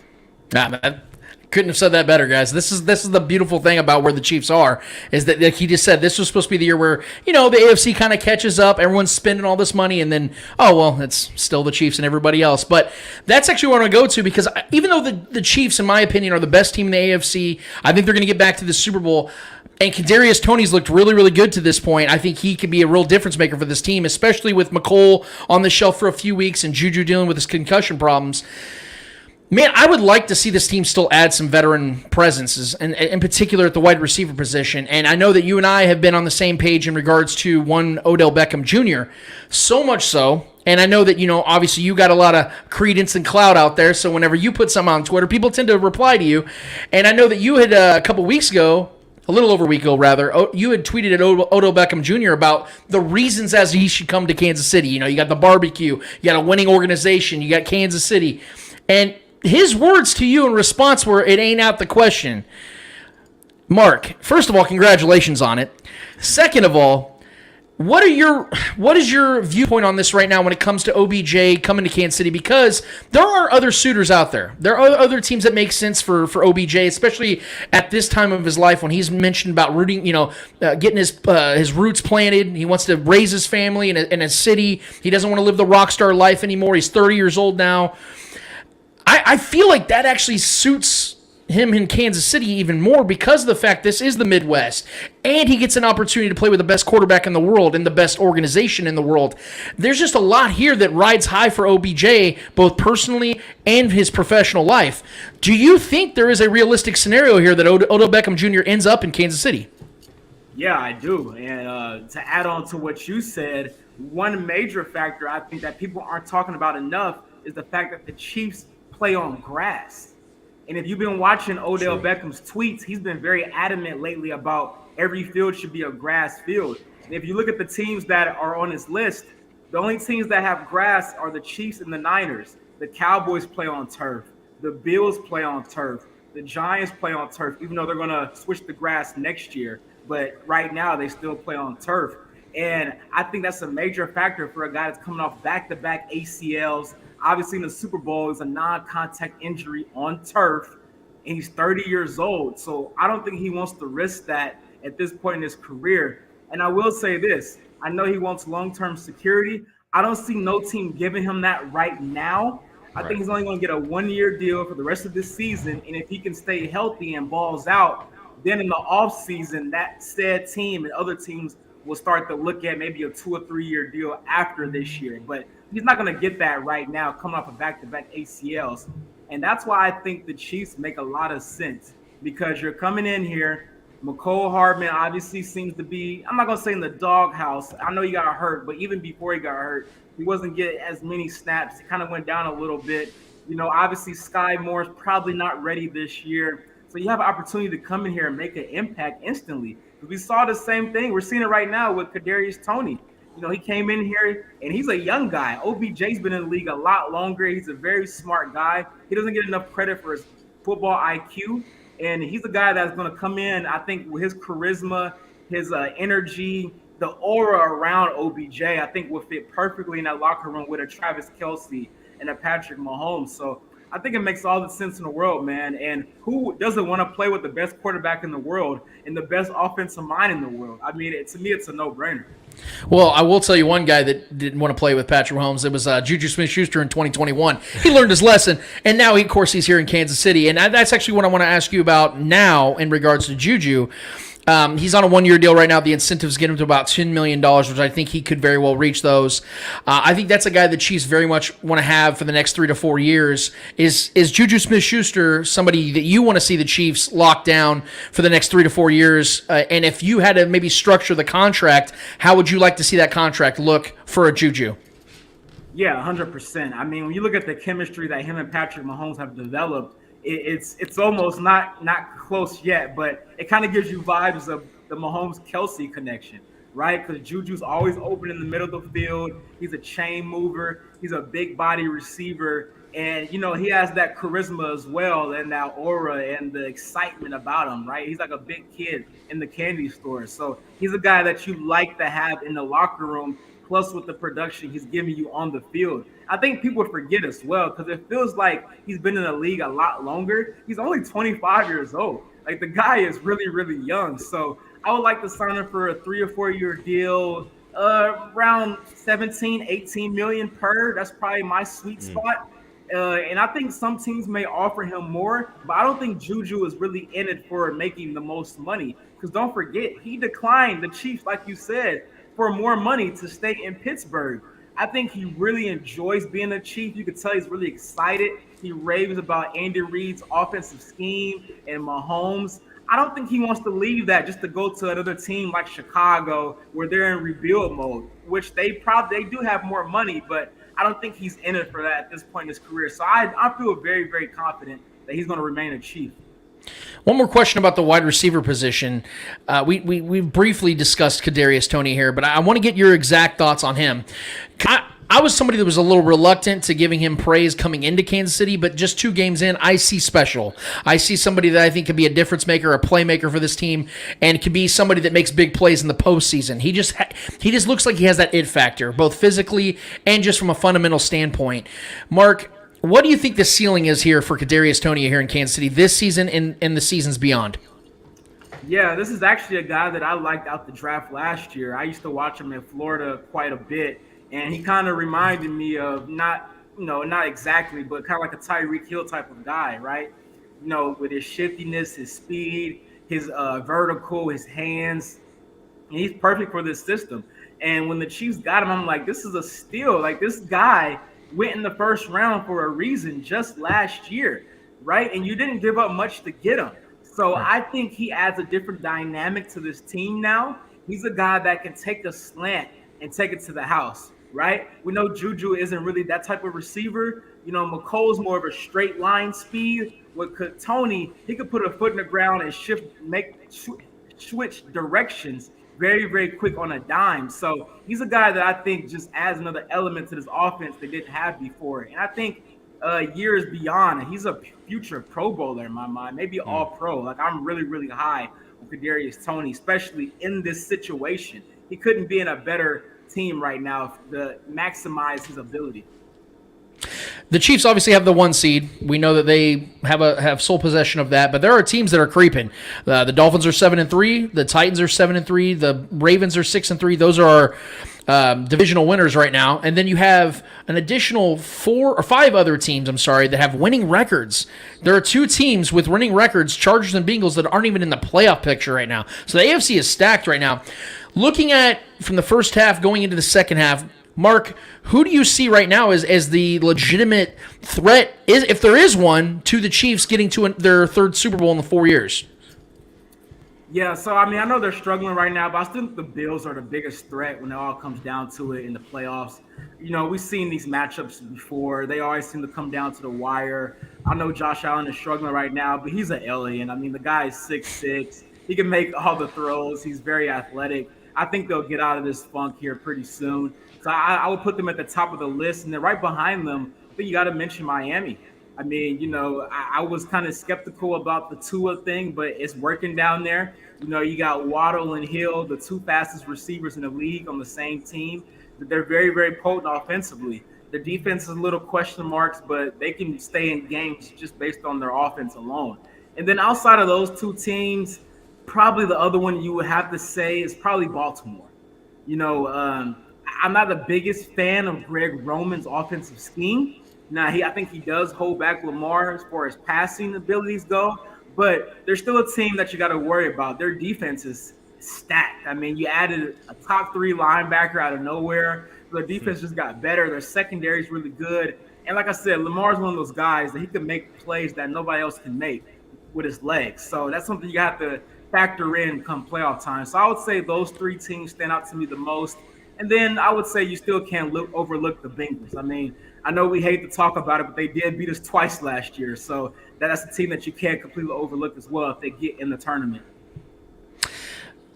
Do the Chiefs hold on to the 1 seed, and do we get a 5th consecutive AFC championship at Arrowhead, Mark? I think you do. I think the magic number here is 14 wins. I think the Chiefs can afford to lose 1 more, but probably not 2 more, because if you look at the Ravens' schedule, it's very, very light.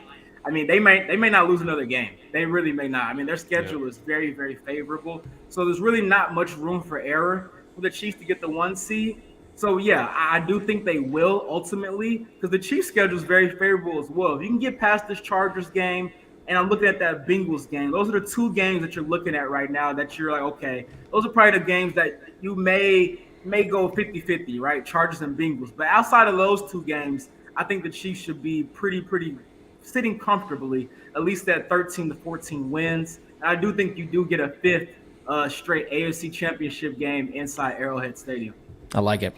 A couple more questions for you here, Mark, and we're going to let you go because we know you're a busy man. We don't want to take too much of your time. We don't want to be greedy here. We're grateful for what we get. Chargers Chiefs, Sunday Night Football. You're going to be there. It's in your new hometown right now. I know Kansas City will always be your home, but this is where you reside right now. How do you see this game going, man? Who's going to win this game? If you want to give a score prediction, I know that you guys at Arrowhead Pride like to do that, I think, on Saturdays or Sunday mornings. How do you see this game going, man? What do you think takes place? What are some key matchups here? Yeah, so the key matchups I'm looking forward to, so I'm expecting Keenan Allen and Mike Williams to both be back. They both practiced this week. It seems like they're going to be back. Everybody seems to get healthy during Chiefs week. Isn't that funny how that works out? But the key matchups I'm looking forward to is Trent McDuffie and those rookies against our receiving room. I love Trip McDuffie. I'm probably higher on him than anybody else. I think he's a future all-pro talent. The guy is a technician. He doesn't look like a rookie out there, but I'm looking forward to see how he matchups against these bigger receivers because we haven't seen that quite yet. We know Mike Williams is a Chiefs killer. He turns into Terrell Owens every time they play the Kansas City Chiefs. It's crazy. So I'm looking forward to that matchup the most. And I think overall, I think the Chiefs do come away with the win here. I got it being 31-23. I think it's going to be another four-quarter game. I think Mahomes makes enough plays at the end to get him over the top. But I think the main thing for this offense, especially this week, without Juju, without McCole Hardman, is really sticking to the run and establishing the run. Because the Chargers are near the bottom and stopping the run. And we saw Pacheco last week after that fumble. He really turned it on, had the best game of his young career. I think to see more of that this week, and McKinnon as well. So I think when you establish that run, it's going to open up some play action, some shots down the field, and look out for Sky Moore. I'm calling it right now. He's going to get his first career touchdown tomorrow. Go. Sky Moore season is here, baby. I like it. No McCole, no Juju. It's time for Sky to get in the end zone. Put that on your parlay. Let's go. Fly with Sky, baby. I like it. I like it. Mark said it first. One last question for you here, Mark. Patrick Mahomes is the leader, the favorite to win the NFL MVP. It would be his second in 5 years, or 4 years as a starter. I apologize. Or no, this would be his fifth season as a starter. So 2 in 5 years, which would be incredible. He's on pace to break Peyton Manning's single-season passing yards record by about 100 yards, actually, and he's on pace for roughly 48, 49 touchdowns. If Patrick Mahomes isn't your MVP right now, I think you should probably go to an optometrist, maybe get your ears checked as well. Because some people like to watch them and listen to the game. But, Mark, if you don't have Patrick Mahomes as your MVP right now, who do you think is the most deserving outside of him right now? Because I think that's the real discussion. I think Patrick Mahomes is right now the consensus MVP if the season ended right now. But who are the other guys you make an argument for? I've heard Tua, but Tua's missed time this season. Other positions are less valuable than quarterback. Josh Allen has had his struggles. He's leading the league in interceptions. Who do you have right now? If Patrick Mahomes did not exist, who's your guy? So I'm actually going to say Tua, and here's why. In every game that he started and finished, the Dolphins haven't lost. When he missed time, they were 0-3. So that right there proves value to me because obviously I know Tyreek Hill's having a great year, but in the games that Tua missed, they lost every single one. So that's a great argument in Tua's back pocket. And he's leading the league in some efficiency numbers, obviously not the volume numbers because he missed time. So obviously Mahomes has that. But as far as efficiency, he's near the top, man. So, I haven't been a big Tua guy, but I have to give it up. I have to give props where it's due. And I think he's really been balling out. And like I said, man, he has that argument with the record thing with and without him. So I think that's the main thing that he has to hold on to right now. All right, Mark. Let the people know where they can find you, what you got coming up, because I know, like I said, you do all kinds of stuff with the Lakers. You do a ton of Chiefs work. You're just a worker, man. You're out here just balling, doing your thing. Let the people know where they can find you on social media, what you got coming up for you, man. So, yeah, you can follow me on Twitter and Instagram. Also, I'm on Facebook at Mark Gunnels. Just type it in. I think I'm the only Mark Gunnels that exists. It's a very unique last name, so it shouldn't be that hard to find. Every day when the Lakers play, I come out and give my Laker predictions. I give it against the spread. I give some player prop bets and things of that nature. And then the Arrowhead Pride every week. You can check my Let's Argue article where I take fans' tweets and their hot takes, and I kind of form it into my own opinion. So you guys can check that stuff out as well. I have a weekly podcast every Wednesday at 6 Eastern time with Aaron Ladd, the great Aaron Ladd, out there in KC at 41. Me and him go back and forth. So, yeah, man, just follow me on Twitter, Instagram, social media, everywhere. And that's where you'll see all my stuff. Before I even met Mark, I was a big fan of his work. I loved what he does, and he's only gotten better. He's gaining traction in his profession, and he is. I'm telling you guys, follow him on Twitter as long as Twitter's still around. Follow his work at Arrowhead Pride. Follow his work at Lakers Nation. He's an incredible gambler. He was even asking me before the show if I'm into it. I know Trevor's more into that stuff than I am, so maybe Trevor and Mark need to connect on that. But nevertheless, man, Mark, we gotta talk, Trevor. We gotta talk, bro. Let's go, man. Talk about it, man. Talk about it. But nevertheless, Mark, man, keep kicking ass, dude. You're doing an incredible job out there. there. You're representing Kansas City and LA unlike anyone ever has, man. I really appreciate it, what you're doing out there. You're making us look good, man. Yeah. And we really, really, really appreciate your time being here today, man. I cannot wait to get you back. Hey, I appreciate it, man. Appreciate the kind words. Hey, you guys are doing a great job as well, too, man. A lot of eyes on you guys. So, yeah, keep pushing it forward. Thank you, brother. That's our guy, Mark Gunnels, from the host. He's the host of Mark My Words Sports Podcast, Lakers Nation, betting expert, Arrowhead Pride contributor. He is just a jack of all trades, and he is the only Mark Gunnels because I've looked it up. He's the only Mark Gunnels in existence. It's like I'm the only Lance Twidwell in existence. Probably Trevor Twidwell too. We have some really unique names around here, man. So that is why we have our guy Mark on here, man, because he always gives us the knowledge, the expertise on what it is that he's seeing from the Chiefs. I love his optimism about this game, and we're gonna obviously give you guys what we think is going to happen in this game in just a few short minutes. But let's transition here a little bit, because this is something that I know our guy Eddie Ortiz, Mr. Yo, has been looking forward to for 4 whole years now. We've all been very excited about it, but this is Eddie's time to shine more than ever. So in the Eddie Hour, we got a special Eddie Hour. This is now the World Cup Eddie Hour. Is it Qatar or Qatar, Eddie? Qatar. Okay, I heard somebody say it was Qatar, so I've heard others say Qatar. Regardless, it's happening in that area of the world. Eddie, what's going to happen in this World Cup, man? Give us your analysis, your predictions. Just give us any and everything you got, man. I'm going to leave you waiting on that for a second. All right, go ahead.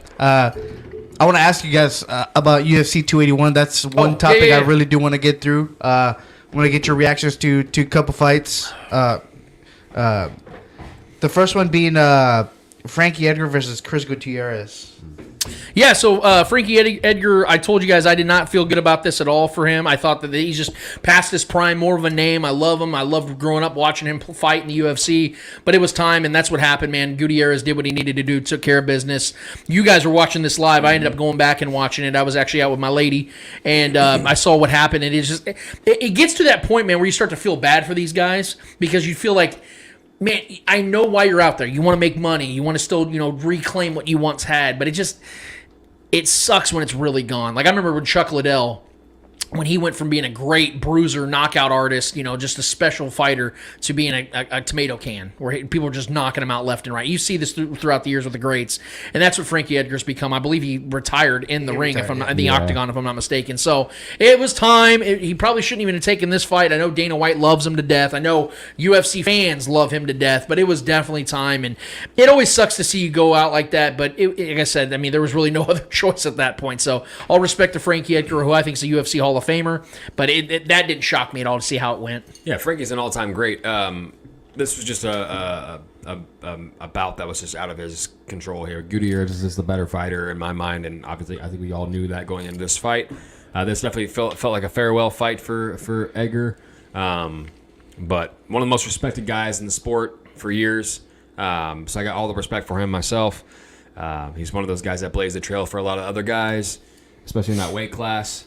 So I didn't expect to have much of a chance in this fight, nor did a lot of people, I believe, and he was the underdog for a reason.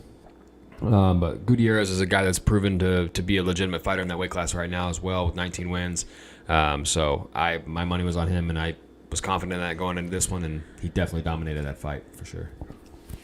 Dustin Poirier, Michael Chandler. Yeah, I was completely wrong on this one. That was a good fight. I almost felt like I disrespected. That was a good fight. It was, but I almost felt like I disrespected Poirier because although Chandler did put up a fight, Poirier was clearly the better fighter in that. It was back and I'm saying though that Poirier was composed at another level, and he started landing those strikes at the end. I was totally wrong on this fight. Chandler, I give him respect, but yeah, Poirier was the better fighter in this one. I'll keep it plain and simple. Put some fucking bruisers on Chandler in that fight. I watched that one, and I watched that one twice actually to make sure I didn't miss on anything. Yeah, Poirier is still very much the guy. He's still very much who he is him, as they say. He him.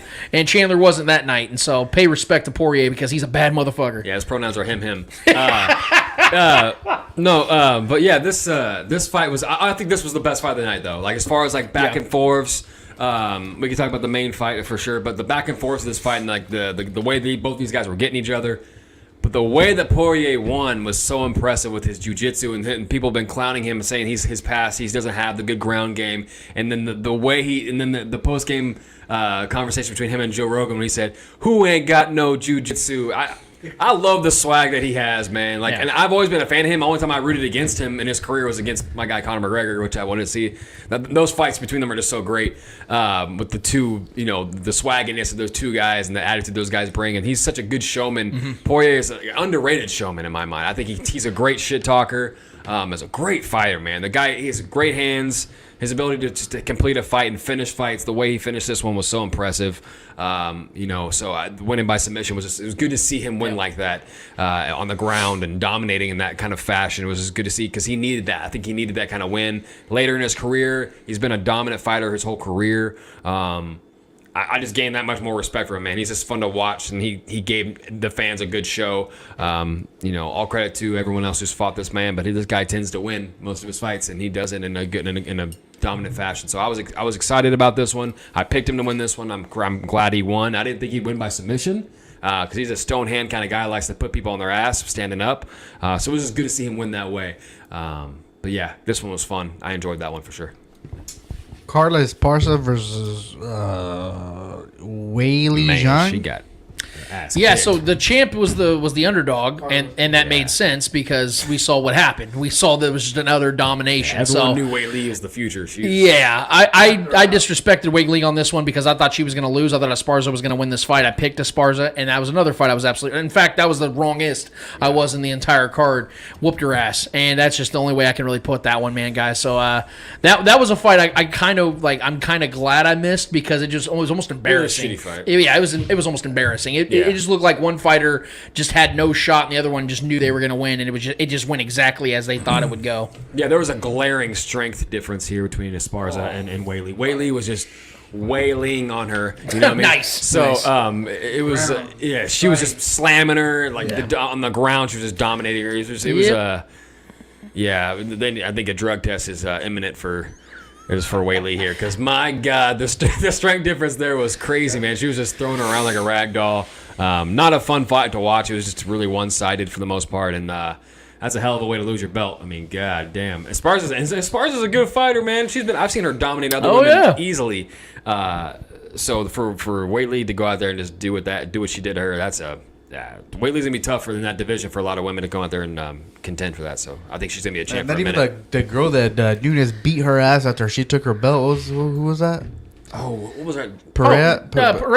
Not Pereira. The girl that beat her. Yeah, damn it! I know exactly what you're talking about. Yes, that person. Yeah. Yes. Yeah, she didn't even get. I don't know who we're talking about.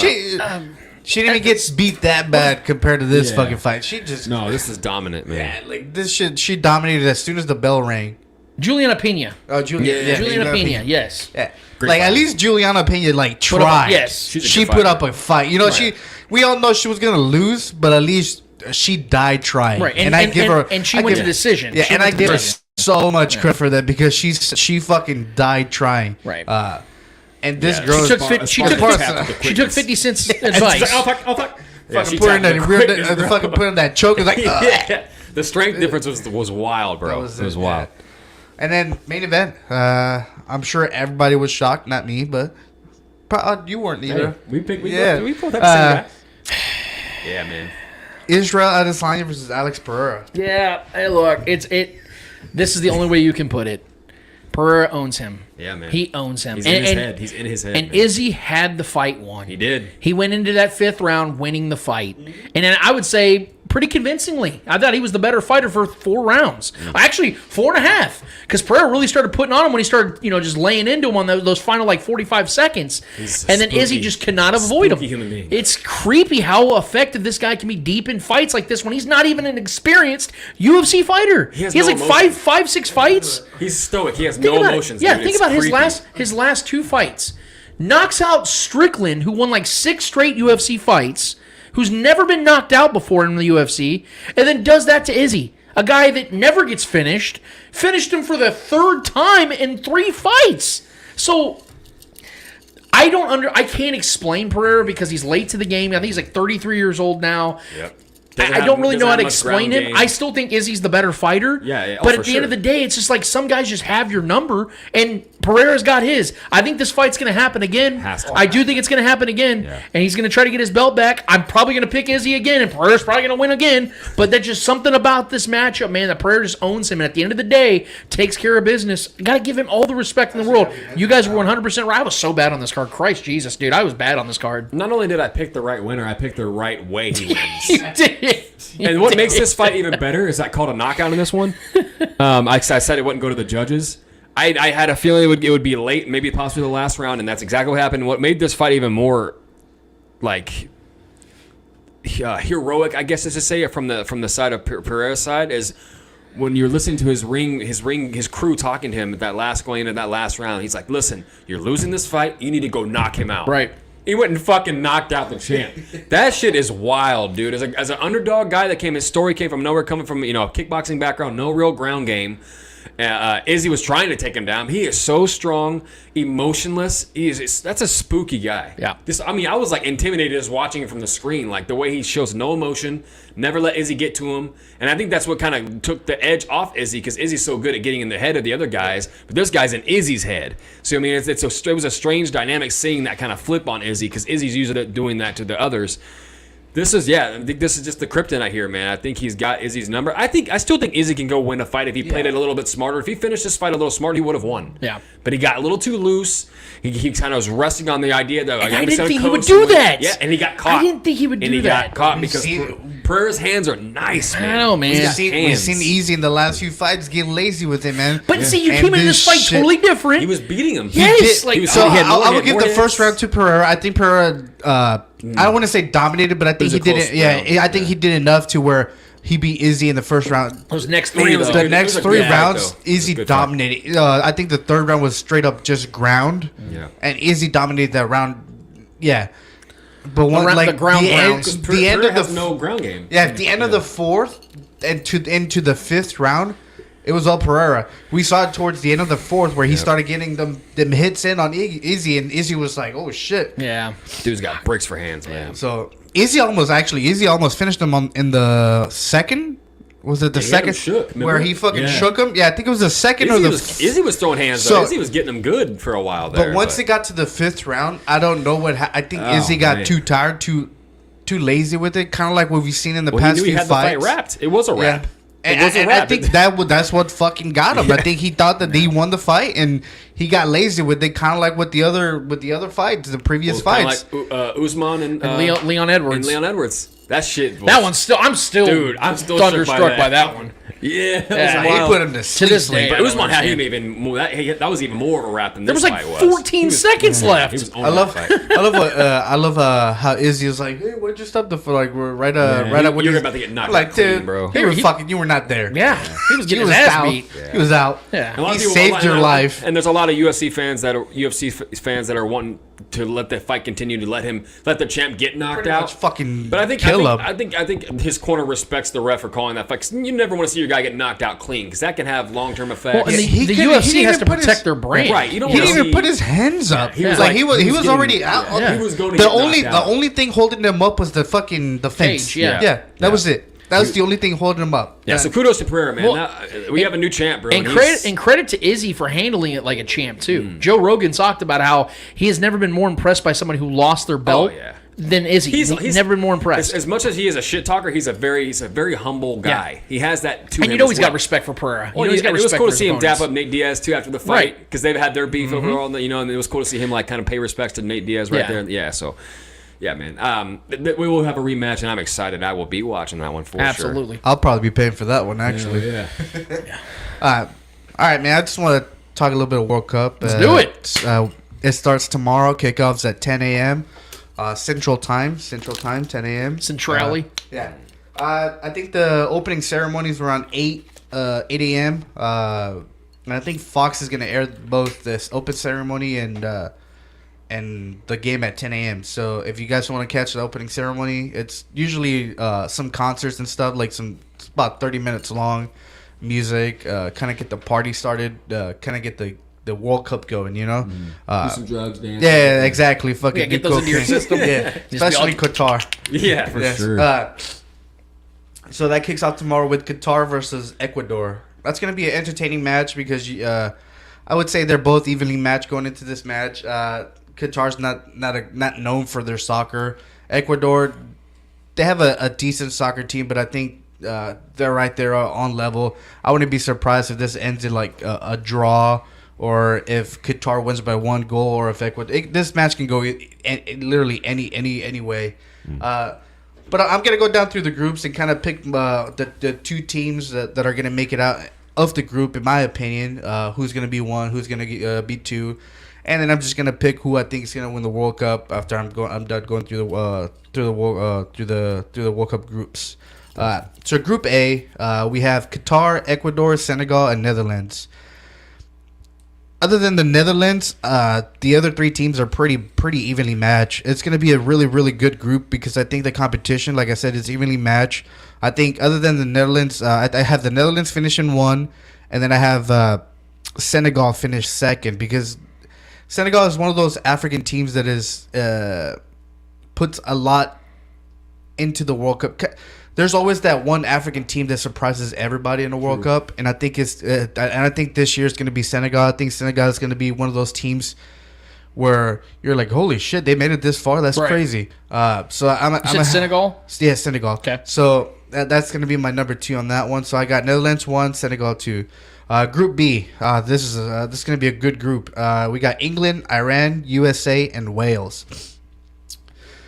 I got England winning this group. They just have superior talent. I know a lot of people are going to be like, well, they're coming into the World Cup with losses. They haven't won this many games, or they haven't scored a goal in this many games. I get it, but I think overall, compare talent in the World Cup and the grandest stage of them all, I think England has enough talent to where they can make it out of this group with 3 wins against all the teams in that group. The second one, I'm very conflicted on this one because, to me, this one can go to either Wales or the USA. But the USA, I just think they're a little bit too young for this World Cup. I get it. This is like that generation where everybody's like, oh, the USA. I think Landon Donovan has the USA winning the World Cup, which is... What? Yeah, oh, God, I got to hear this. I don't know. Yeah, his bracket has the USA winning. He has them beating Argentina, I think, or Brazil. Yeah. It's a fun thought. Yeah, so I like the USA going into this World Cup, but like I say, they're too young. I think there's a lot of... I think there's way too much pressure on this team. Yes, we can say Christian Pulisic is the best player in that team, but he doesn't even start for Chelsea, which is his club, his current team. He comes in as a bench player. Yes, he's good. He scores goals and all that stuff, but I don't think he's as great as people say he is. You know, they call him the next Landon Donovan, the next Clint Dempsey or whatever. I don't think he's there yet. He can be. It's just he has to earn that spot yet. To me, he hasn't earned it yet. And Wales going into this World Cup is kind of those dark horse teams that you didn't expect would get to the World Cup and made it to the World Cup. I think they have the talent to beat the USA. I think they have the talent to compete against England, and I think they obviously, I believe every England, USA, and Wales have the talent to beat Iran. I just don't think Iran has anything to compete with in this World Cup talent wise. They can give the USA and Wales a little bit of issues with speed and stuff like that, but I just think they're better. But I'm gonna go Wales in this second. To beat the US? Yeah, to beat the US, and the USA finishing 3rd. I got Wales finishing 2nd because I think there's just a little bit more competitive. They're not as young. I don't think they have the pressure that the US has going into this World Cup. Obviously, the pressure is with the USA. They missed the previous World Cup. Yeah. And they're so young, so I don't know yet if they can handle all this pressure. Like I said, Landon Donovan, a USA legend, has them winning the World Cup. I think it's a lot of pressure that we're putting on these guys. They're still young, they're still raw. I would say in 2026, if this team stays the same, I think this team would be scary going into that World Cup in 2026. But I think as of now, it's a learning experience. They get the experience of a World Cup. They get the ball rolling. So I'm going to go with that. Group C, we have Argentina, Saudi Arabia, Mexico, and Poland. This one, I got Argentina. They're going to win, I believe. they're the best team in the tournament. A lot of people have them win the World Cup. A lot of people don't have them win the World Cup because they hating.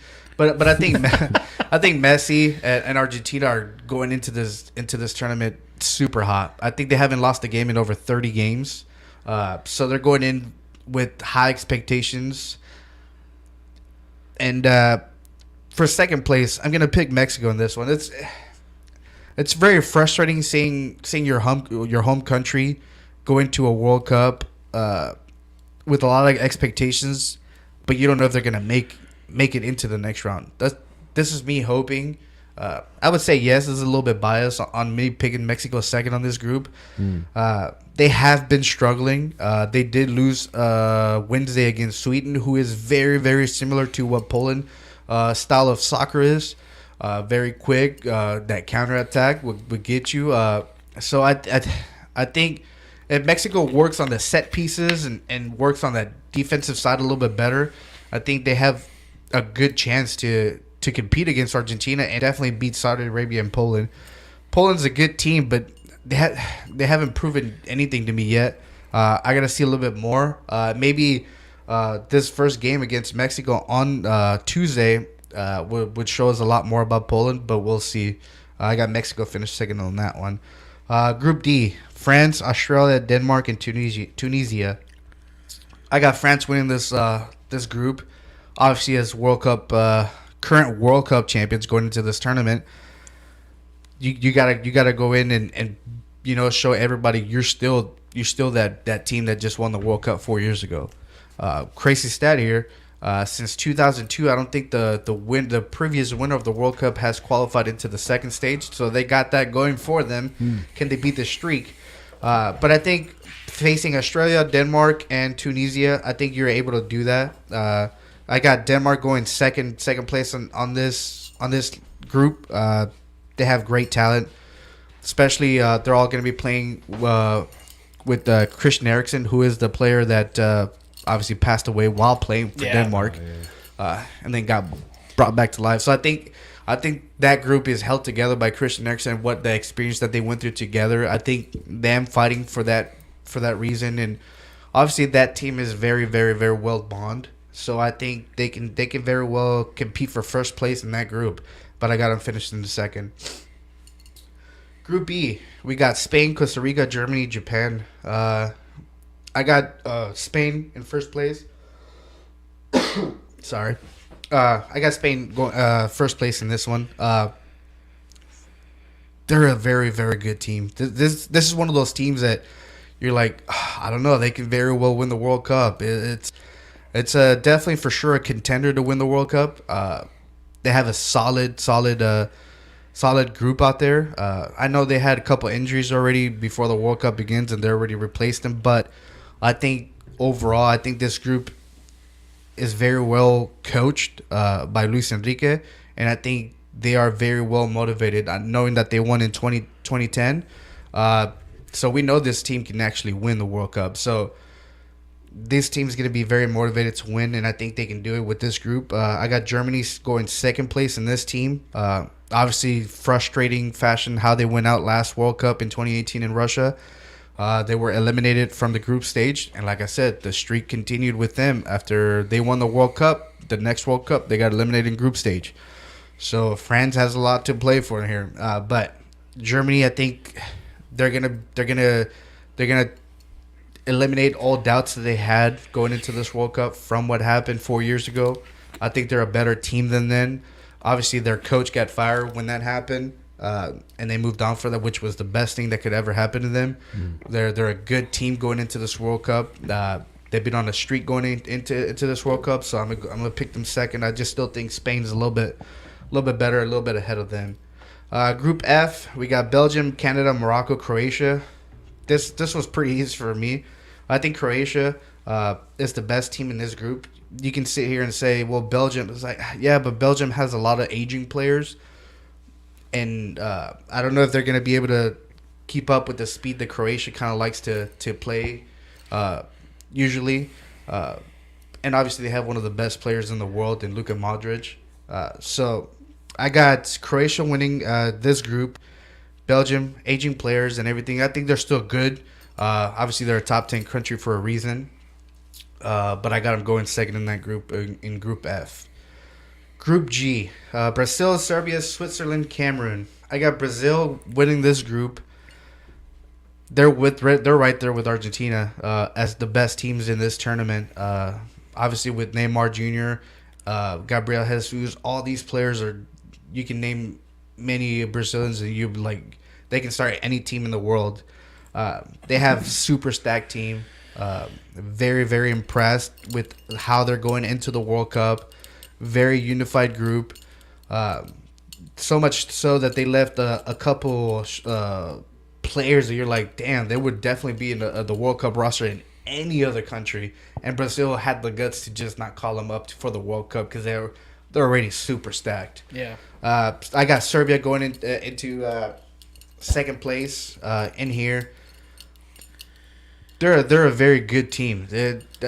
Just a lot of people might say, is Serbia really? Yeah, Serbia could be that dark horse that nobody's expecting. Serbia could be that team that makes it to the quarterfinals and competes against against Argentina, or competes against a France or somebody in the quarterfinals, and could very well, sneak its way into that semifinal. Has Serbia ever been a team that's been known to play well in the Cup? Okay. Yes. But like I said, this is that dark horse. This is my dark horse of the tournament. I think Serbia. You gotta watch out with them. They can be really scary. And then the last group, we got Group H. We got Portugal, Ghana, Uruguay, South Korea. Portugal, obviously, is great team. You got Cristiano Ronaldo, arguably the best player in the world ever. Then you have other players. You have one of the best defenders, a legend in Pepe. So you got players out there to compete for the World Cup. Obviously, definitely another contender for the World Cup. People want Argentina, Portugal in the final for obvious reasons. But I think this is a group that they can very well win all three matches, or they can win two and tie one. Second place, I got Uruguay. Yes, they did struggle to qualify this year. They made some changes towards the end, and that's what got them into the World Cup. Thankfully, they made those changes right in time, where they were able to win some games, get some points, and qualify to the World Cup. I just don't think Ghana and South Korea are those kind of teams that they can go out there and compete and beat those kinds of teams in Portugal and Uruguay. Yes, you can say South Korea beat Germany 4 years ago in the group stage. Yeah, but then I could also say Mexico beat Germany in that same group 4 years ago. Germany was just a bad team 4 years ago. So I do think South Korea is not going to be that team in this. So I got Portugal 1, Uruguay 2. And then for the World Cup final, I believe it's December 18 on a Sunday around 10 a.m. I think it's around 10 a.m. as well. It's the World Cup final, and I'm expecting Argentina to be in that final and to lift the trophy. I just think Messi and the surrounding cast that he has in that team is going to be a little way too much for a lot of teams to handle. They're arguably the best team we've ever seen in Argentina ever since Maradona won the World Cups when he was around. So everybody's expecting a lot from this Argentina team, just for the simple fact that we want to see Messi win. We've seen Messi in the finals in the World Cup, but I think it's time for him to win a World Cup, and I think this team is very well aware of that, and they're chanting when they won the Copa America a couple years ago. They're chanting his name in the locker room. They're lifting him up and everything. So this team knows what they're fighting for. They're fighting for the World Cup, but at the same time, they're fighting for Messi, for him to finally get that trophy that he's been so close to getting. So I think this is their year. I think they're gonna win this year. Well, I want to ask a question about that in particular. Two questions. One, Do you believe they're, because obviously you're predicting to win the whole thing, so you're obviously of the belief they can handle that pressure and expectation of not just winning a World Cup, but winning it in the time that they have to, because this is his last World Cup. This is a very tricky situation for Argentina, because I do think they can handle that pressure. Yeah, and they've handled it so well so far. But I do think that in the group stage they lose to a Mexico or to a Poland or to a Saudi Arabia. I think everything in Argentina. Everybody in the Argentina is just going to crumble, and I think within the next stage, in the rounds of 16, in the quarterfinals or something like that, they can be knocked out because of the concentration of the amount of pressure. But I do think that if they win the 3 games in the group stage and then kind of dominate in a dominating fashion, or even if they draw one of the games, but if they show promise and everything like that, they can deal with the amount of pressure that they're going to get going into the next round. So I do think they have the team, they have the talent to do that. In my very limited knowledge of the world of soccer, I have seen and I've heard and I have watched enough to make a formed opinion, at least one that's halfway respectable. I think Lionel Messi is the greatest soccer player to ever live. And I think that if this was to happen, I think this is a pretty much a no-duh situation. But knowing that he's just recently won the Copa America. The Copa America, yeah. When he won that elevated him, I think, even more. Winning the World Cup finally, I think this is what, his third World Cup? Fourth? His fourth World Cup. He wins his 4th and final World Cup. I think that solidifies everything. I'm not big on one that says, I'm not one that's big on, team achievement elevates a player, but I think because of the magnitude and the pressure and expectation that has been on his shoulders for 20 years now, I just think that would be that last nail in the coffin of solidifying him as that GOAT. Yeah, I really do believe he is already the best, but I think winning it would solidify that. Do you see the same way? Okay. Yeah. Messi, by far, to me, in my opinion, has been the greatest soccer player to ever live.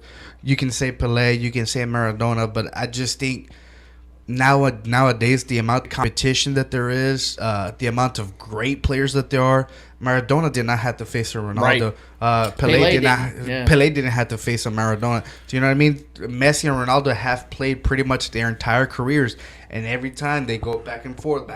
But I think Messi has been able to stay ahead of Ronaldo in the fact of like the playmaking skills, the better player, the better teammate. I think that's where he has Ronaldo beat. I guess we can say that Cristiano Ronaldo has scored the more goals, yes, but Messi has the most goals in less games, if that makes sense. The average is better for Messi than it is for Ronaldo. So, yeah, him winning the World Cup this year would not only solidify him as the GOAT, but would solidify him as the best to ever live in soccer. Past, present, future. I think there's not going to be another player that you can say is like better than Messi. I just don't think it. Well, and that would obviously be the biggest storyline. That would be the biggest storyline of the World Cup. But Eddie, real quick, I want to get a couple more questions out of this and we can move forward.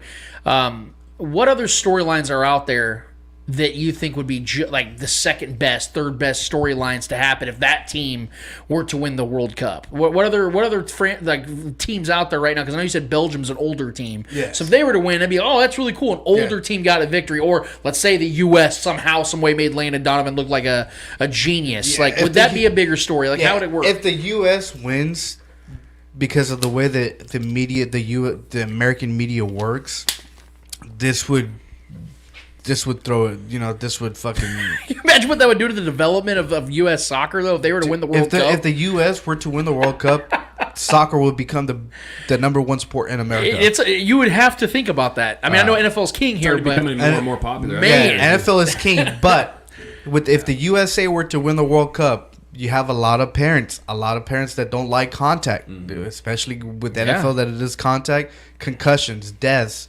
everything. And we've seen with soccer, the biggest injuries are, you break a couple bones here and there, or your ACLs. Well, with soccer being an international sport, there's so many more opportunities for these exactly. Access, exactly. That's a good point. Because it is very hard to get into the NFL, so their dreams could be accomplished, I guess you can say. So a lot of parents are going to look into that, and we're going to see if the U.S. wins.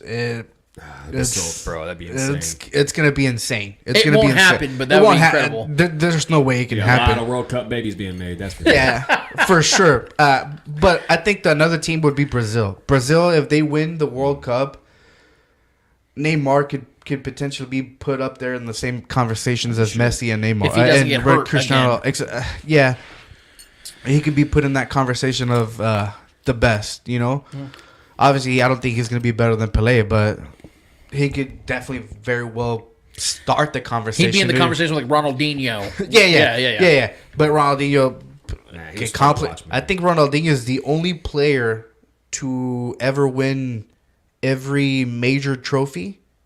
Yeah, Ronaldinho was nasty, dude. I believe so. I could be wrong. I could be wrong. I think it's him and like 4 other people that have won the World Cup, Champions League, La Liga. Brazil Ronaldo was phenomenal too. I love me some Brazil Ronaldo. Brazil Ronaldo, they call him the El Fenomeno, the Phenom. Yeah. Insane talent.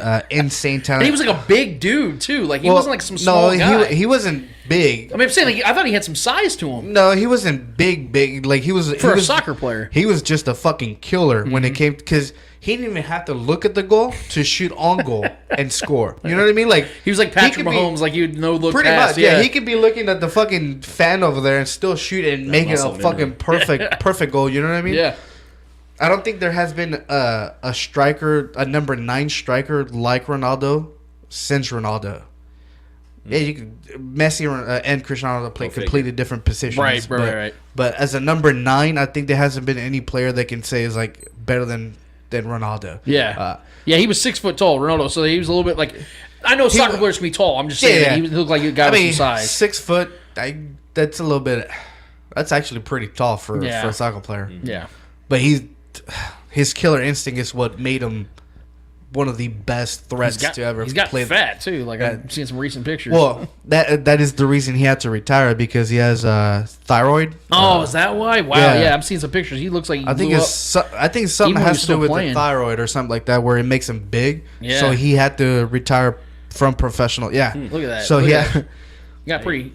Looks like me waking up. Yeah, so he unfortunately had to retire early because of that couldn't put down the Snicker bars health issue. Thyroid, Due to thyroid. But yeah, man, Brazil can be that one. France, if France wins back-to-back World Cups, who's the last team to do that? The last country, I should say. I think Brazil. They won back-to-backs. Yeah, I think it was Brazil in 70s. Yeah, I think it was Germany probably 70, 74. I think has Germany done it before? I don't think Germany, because they've won. Outside of Brazil, they've won the most. Yeah. Brazil's won what, 6, 7? 5. Okay. El Pentacampeón, that's what they're known as. Okay, and then Germany has 4, and they have the second most. There's a couple countries tied with 4 World Cups. I know it's I think it's Italy, Germany. Uruguay? No, I think Uruguay has 2. Okay. Uruguay has the first ever World Cup to ever be played in the 1930s, which, ironically, the USA went on to play in that semifinal, which is the first they ever played in a World Cup. Yeah. So that's a crazy fact if you guys didn't know. That is the furthest they ever been in a World Cup, and it's since 1930 when they did that, when obviously the competition wasn't as great. Right. But, France, if they went back-to-back, incredible. The story, especially the amount of injuries going into this World Cup, and they were able to win the World Cup. Wow. I'll definitely give them props. I'll definitely say that they're the best team in the. I don't like to ask questions like this, and this will be my final question, I swear. But I don't like to ask what's the most or what. I don't like asking questions like that. I like to dive a little deeper, but I'm going to ask one like that. If let's just say the U.S. was to just get to the final, would you consider that the greatest achievement from an American sports team ever? Because I think right now the Miracle on Ice is right now probably the greatest achievement an American team has ever done. Yes. Can they beat the Russians like that with a young team? I would say yes. If they make it to the final, that'll be one of the greatest American achievements ever. Okay. I feel like even landing on the moon. I feel like that's a stupid question, but it's just kind of like I feel like it needs to be addressed. Yes, just for the simple fact that you're not just competing against local regional teams. No, you're competing against the world. You're competing against the best 26 players each country has. Yeah. So out of many thousands of soccer players that each country has, you're competing against their best 26. There's nothing more pride driven than the World Cup. Like it's the world this against is, everyone. Outside of like America and a few other like island countries, like soccer is the prominent it's the world, sport. Man. The world's going at it. Like Japan, you could make the case about baseball. You know, a couple of the islands, soccer, baseball and some like the Dominicans and stuff like that. Like you make the case, but the vast majority of the world, soccer is it, and so you're getting the best of the best. America, this is like our fourth biggest sport. The funniest thing, which they don't do that in the U.S. yet. I'm sure they will eventually do this, but in Latin American countries and where soccer's the number one sport, schools either go on vacation or they send emails out to parents, letters out to parents saying that the kids are going to be able to watch World Cups, that they're going to play World Cup games during recess, or in class they're gonna have TVs on with the mute sound and stuff like that. But they're not gonna be missing the World Cup games. And when their World Cup team when their team plays, there either be no classes or no school, no work, no nothing. So it's like a holiday. The Super Bowl should be a holiday in America. It is insane the amount of attention that the World Cup gets. Think about it. 4 years ago, the final got over 1 billion viewers, just the final alone. I remember when Lance came up. He was like, the Super Bowl got better, more views. It was one of those moments when you realize just how American you are. Yeah. You know what I mean? Like, I think the world's a big place. It got a lot bigger for me in that moment. You know? I think the World Cup last year got over 3 billion viewers, if I'm correct. It's fucking crazy, bro. And that's the whole entire tournament. I'm talking about the entire tournament. I think it was just a little bit over 3 billion viewers. The females World Cup, I think, got a little bit over 1 billion views total. So that alone should tell you how much this tournament means to the soccer players. Literally playing half the earth was watching. And now with obviously the population is at 8 billion as of like last week. So half the earth expect at least tune in. Expect at least 3 billion people watching soccer. I know in the U.S., if you look at the numbers, obviously NFL is going to do a lot better. Obviously basketball probably have better numbers, but it's slowly progressing in the U.S. to where we starting to have that access to soccer. I remember when we first moved here in 2001, the 2002 World Cup. It was very, very hard to watch because not a lot of places, not a lot of channels had it. Not a lot of big channels had it. You know what I mean? So it was very difficult to watch World Cups back then. Now you're getting Premier TV. You're getting Fox. You're getting in Kansas City, Channel 4. You're going to have that programming over the NFL Sunday pre-show or whatever they call it. Yeah, just think about that. Or how far we've come in 20 years. The 1 o'clock games are going to be played probably over NFL games. And think about what we're going to be in 20 years from now. Yeah. Like you just alluded to about how like families and parents are starting to push their kids more to non-contact collision sports. Mm-hmm. Soccer being one of those lighter. I mean, there's still contact. It's still contact. It's a contact sport, it's not a collision sport. Yeah, it's not head to head constantly. Yeah, so people are gonna start pushing American children towards this sport. Then you can start seeing guys like LeBron James's children playing soccer, and then their talent takes the U.S. So I do think I don't know how you feel about it, Eddie. I know we're probably still a long ways away. But it would not shock me if in 20 years, the U.S. is competing to get out of the group stages and start playing into these deeper portions of the World Cup. If soccer keeps growing the way it's growing in the U.S. as it currently stands, I would say within the next 10 to 15 years, this U.S. team could very well compete with other top countries. We've seen it in basketball. We've seen it in football. We see that if we didn't have those sports here in America and we had all our best athletes focus on soccer, kind of like what a lot of these nations around the world have, people focus on soccer and therefore they win tournaments, they win the World Cup, they win stuff like that. If the U.S. had that, the U.S. would already had World Cups. Look at the females. The females. The number one sport for females here in the U.S. is soccer, and then you can argue softball right after that. Right. And we see the results of soccer. If soccer being number one, the women are number one. They win the World US Cups. gets what it wants. Yeah, they win World Cups. Look at the Olympics. Look at the Olympics. We dominate almost every single fucking sport. So I think if the U.S. gives soccer the attention, I think you can very well see the U.S. competing. Well, and just to add this, I think the best way the U.S. can get to that level is when the LA Galaxy inevitably sign Messi to a contract. They need to get his children to become U.S. Citizens, and then they can lead the way. Well, after and this, Messi needs to be a sperm donor for a multitude of women in the U.S. and then claim U.S. So we can have a bunch He'll of become a U.S. citizen. spread everywhere in the U.S. Yeah, exactly. Like that Vince Vaughn movie where he had like 1,200 kids. Lionel Messi needs to go Genghis Khan in America and just have a bunch of Lionel Messi's hanging out. And for soccer, you don't have to specifically play for the nation that you're born in. Yeah.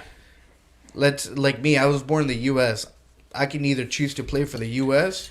or for Mexico. Why can I play for Mexico? Because my parents are born in Mexico. Yeah. Therefore, I am entitled to that decision by FIFA, and according to the FIFA rules, Right. I'm entitled to the decision of, yes, I want to play for Mexico. So or I guess I'm wanna not play that for far off in how they can get this done. no, so you're completely right. So if Messi was to have a kid in the U.S., he would have that option to play for the U.S. Messi, have one more or child. for Argentina. Because we all know the Galaxy are going to get him like in the next year or two. Like it's going to happen. He'll be 39 years old. It'll probably be Miami with Miami, either David one. Beckham. Yeah. It'll probably be then. But I think the surrogate women would be lining up for that. yeah, as you can tell, I'm very excited for this World Cup. I wait 4 years just for this tournament.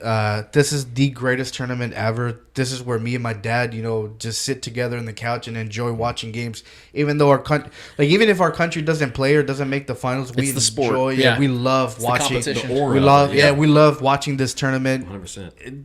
Like tomorrow, I'll be watching Qatar versus Ecuador. It does not sound appetizing. It does not sound like two top clubs going at it. But it is the World Cup. I can guarantee you that's gonna get so many views. It's gonna blow the Super Bowl. I not even compete with that game. The NFL's hating this. Yeah, the NFL's hating this. That's why we're going international. But the good thing about it is it's the latest game is 1:00. So they if in 2026 is in the summer, so the NFL doesn't even have to worry about that. So. So Qatar's like 6-7 hours ahead of us here in America, like the central side. I would say probably like 9 hours. Oh, so they're playing a game at 10 p.m. out there. About 9 p.m. Woo! It gets so hot out there. You got to think about it. Yeah, that's a good point. So they have to play towards the evening hours because there's a video of England just practicing, and they have those poor English dudes. Yeah, are like, fuck mate. They have these big fans. They have about 5 or 6. They're just blowing water. Yeah, like the mist. It's like the mist. Yeah. And they're just standing in front of it, like just getting because it is so hot. And think about it, they are in winter. This is their winter. Right. Like you can't. It was like, oh, they're in the southern equator or whatever. No. White people are melting. This is their winter. Yeah. Brutal, man. I'm excited. I can't wait. Let's get this shit going. And that's why we had Eddie take over the Eddie Hour. It's his name right anyway, so it was perfect to get the breakdown. He has Argentina winning the World Cup. I think that's an incredible pick. I have Serbia. I'm just kidding. I'm not going with Serbia, but I think there's some really, really good teams. And I really hope more than anything, if Argentina ends up winning it, I would love to see a dark horse get there and fight for that. It'd be really cool to see like this unforeseen team come and do it against this juggernaut. No, there's always that. Yeah, that's what he said. There's always like an African team that goes in there and does it. There's always a dark horse African team that makes it pretty far. That's awesome. But there's always that dark horse team that makes it to the quarterfinals, the semifinals. Yeah. That you're like, how the fuck did they get there? It's got hot, man. Yeah, they stay healthy. Yeah. All right. Well, that was Eddie for the Eddie Hour. We appreciate that. That was a great breakdown, man. I'm really excited about what you just broke down for us. We just got a report from Adam Schefter. Despite the massive snow in Buffalo, the Bills team flight is on track to leave Buffalo for Detroit at 4 p.m. today, which is about an hour and a half from now. Were they able to practice this week? No, the Bills play the Browns in Detroit on Sunday. And then they play the Lions on Thanksgiving. So they should be in Detroit. They practiced Thursday. They didn't practice Friday. They didn't practice Friday, so they only got 1 day of practice. Right? But I mean, the travel. Yes. But you can't get there. You can't get there. So. All players and coaches have made it to the Bills training center. They are almost ready to depart for Detroit. That was 16 minutes ago. So it looks like that's going to take place. We'll talk about that game. And let's go ahead and If you guys, I think, let's preview it. I just want to get a couple of these in because I think there's some really good matchups this week. Yeah. Last week wasn't as notable, but I think there's some really good matchups this week. There were some great games last week. You know what? Fuck it. Let's go right into the Bills-Browns game. The Bills are still sitting at 7.5-point favorites with an over-under of 49.5, so Vegas is clearly indicating this will be a game that has high scoring. This game is still on as it stands. So I'm just going to pretend that this game's going to go as is. We're not going to have any problems, nothing like that, even though it was starting to look like that. I want to talk about this game as a whole. So when it was originally going to be in Buffalo and there was going to be the climate being a real factor, I was really anticipating the Browns were going to go in there and beat the Bills because I just felt that game, that matchup, the climate, the snow, it was really going to work in their favor. And to the Browns' credit, they are 5th in the league in rushing, and the Bills' defense has been getting gashed in the ground over the last 3-4 weeks. With Josh Allen's turnover problems, I was like, man, the Browns could really have a win here, and they could give the Bills their 3rd consecutive loss. And I still feel like that's a possibility in this matchup. I still feel like the Browns can go in here and just play smash mouth football and beat the Bills. But here's my thing. I have to believe that Josh Allen is the great quarterback I think he is. I have to believe that Stephon Diggs is going to be able to beat Denzel Ward just enough to get a couple big plays and that Gabe Davis can get a big, deep down touchdown. Dawson Knox. The problem for the Bills, though, is that they do have such a banged-up defense against that run game. You have Russo going to be out again. You have Edmonds going to be out. You have Poyer who's going to be out. Von Miller's left on an island at this point. Ed Oliver's still very solid, but I'm saying as far as getting that outside pass rush, it's going to be tough. So this game's going to come down to 3rd down. What both defenses do against the opposition on 3rd and shorts, 3rd and longs. I'm going to give the Bills the edge here. I think the Bills are going to win this game, but I do think the Browns are going to fight, and they're going to fight hard. This neutral site, not having as many Bills fans, not having the comforts of home, is going to affect the Bills. But again, this is a game that if Josh Allen is the great quarterback we believe him to be, and I believe him to be, he's got to win this game. You can't lose 3 straight, and then on a short week have to stay there in Detroit, and then after that play another road game. They're going to have 3 consecutive road games now. Yeah. This is a game you got to win if you're the Bills, because you lose this game and fall to 6-4, you might be out of the playoff picture at that point. As crazy as that sounds, because the Bengals win, they go to 6-4, and then you'd be 6-4 as the Bills. You have to wonder, man, there might be some problems here with the Bills. So they need to win this game. I think they're going to win this game. I'm going to give them a 7-point win. And I think the Browns cover at 7.5. I think they will cover the 7.5. But I think the Bills, they have got to go in this game and look sharp. I don't know how sharp they can be because they haven't been practicing most of the week, and they're going to be missing key players on the defensive side in particular. They've got to shut the pass game down for the Browns on 3rd and longs. Give Nick Chubb and Kareem Hunt as much trouble as you possibly can. Keep them under 200 yards. If they rush for 200 yards in this game, I think the Browns will win this game. I think the Bills will do just enough to get this victory. Yeah, this one was going to be interesting with the snow and everything, but now that it's on a neutral field, it's neither a home or away team game for anybody. It's really just an away game for both these teams in a way. The Browns, I was starting to buy into them a little bit as they were getting ready to get Deshaun Watson back. I felt like that defense was kind of coming into its own. Finally, Myles Garrett was really starting to play some good football, and then to get absolutely just destroyed by the Dolphins. Their defense looked horrible in that game. They couldn't stop anything, nor could the defense of the Dolphins stop anything either. As banged up as the Bills' defense is, I still think it's far better than the Dolphins' defense right now. Their defense is bad. They're allowing a lot of points, and they're not getting pressure really. Even with the addition of Bradley Chubb, that just hasn't really changed much for them yet. Maybe this week is when it starts. So the Browns were able to put up points in that Dolphins game as well. They're able to move the ball. Even if they're able to move the ball against this banged up Bills defense, this game comes down to me, how healthy is Josh Allen? Right. Because we can talk about, we shouldn't expect, there's no way he can allow them to lose 3 straight games. I don't know how healthy he is. I don't know how healthy his arm is. Even in that recent battle, that tough loss to the Vikings last week, he went in for that tackle after that pick and tried to save the play and hurt himself again. Yeah, banged up his shoulder or his elbow.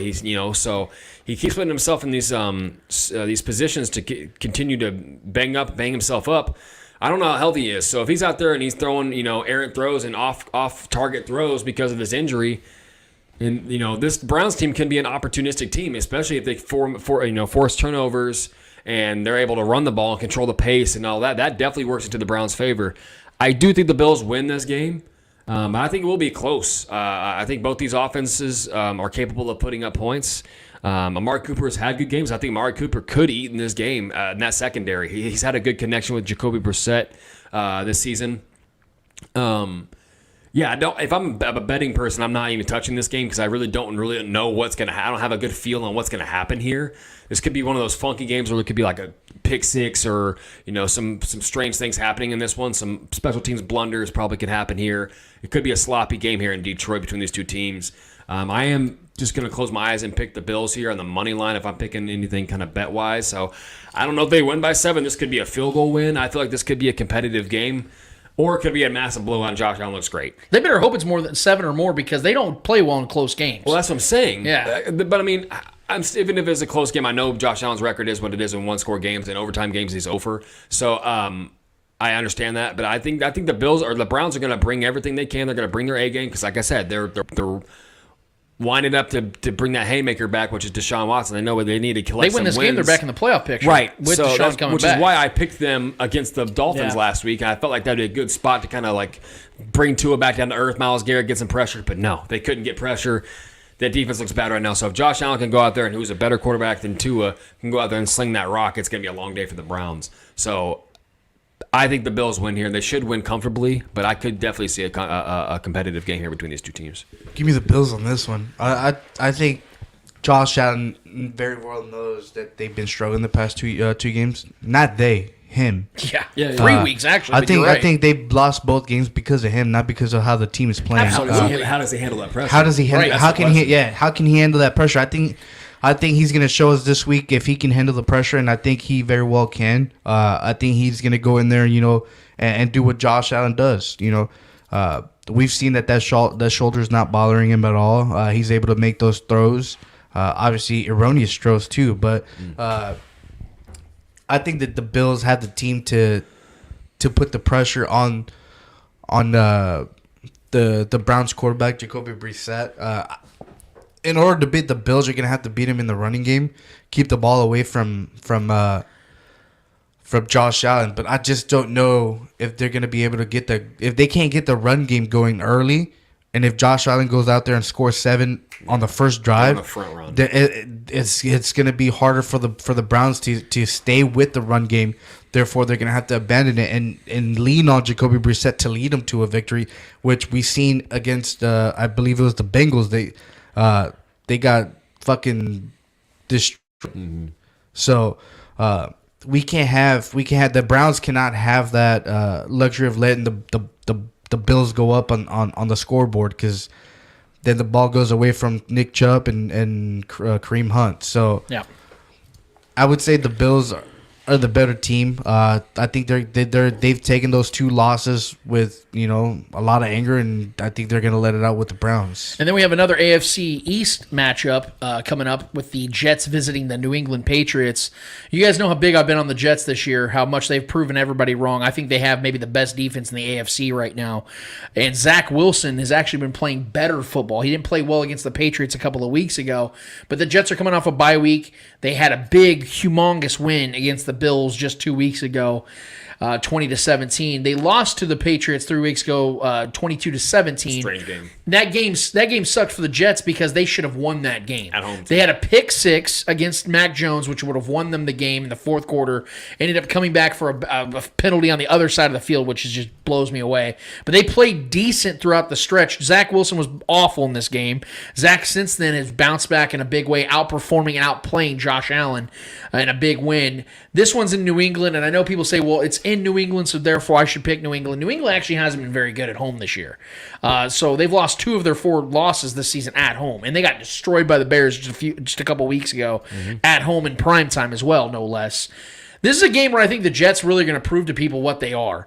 They come in here as actually 3.5-point underdogs. The over-under is only 38. I'm hammering the under in this one because I think the Jets are going to come in here and shut down Mac Jones. Mac Jones has been awful this season. Awful. Not bad, maybe the worst quarterback in football awful. And Zach Wilson, I actually, as crazy as it sounds, I think he's the better quarterback in this matchup. I think he's going to play better football. I know Belichick plays very, very good against not only the Jets, but against young quarterbacks as a whole.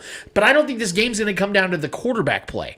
I think this is going to come down to what the Jets can do against the run game of the Patriots. Yeah. And here's the other thing, guys. Both run games are good. Yes, and here's the other thing. The Jets on the road this year have been unbelievable. Not only are they undefeated on the road, their last 3 road games, they've only been allowing 13 points a game. They only allowed 16 points a game all season. Yeah. So they're incredible defense.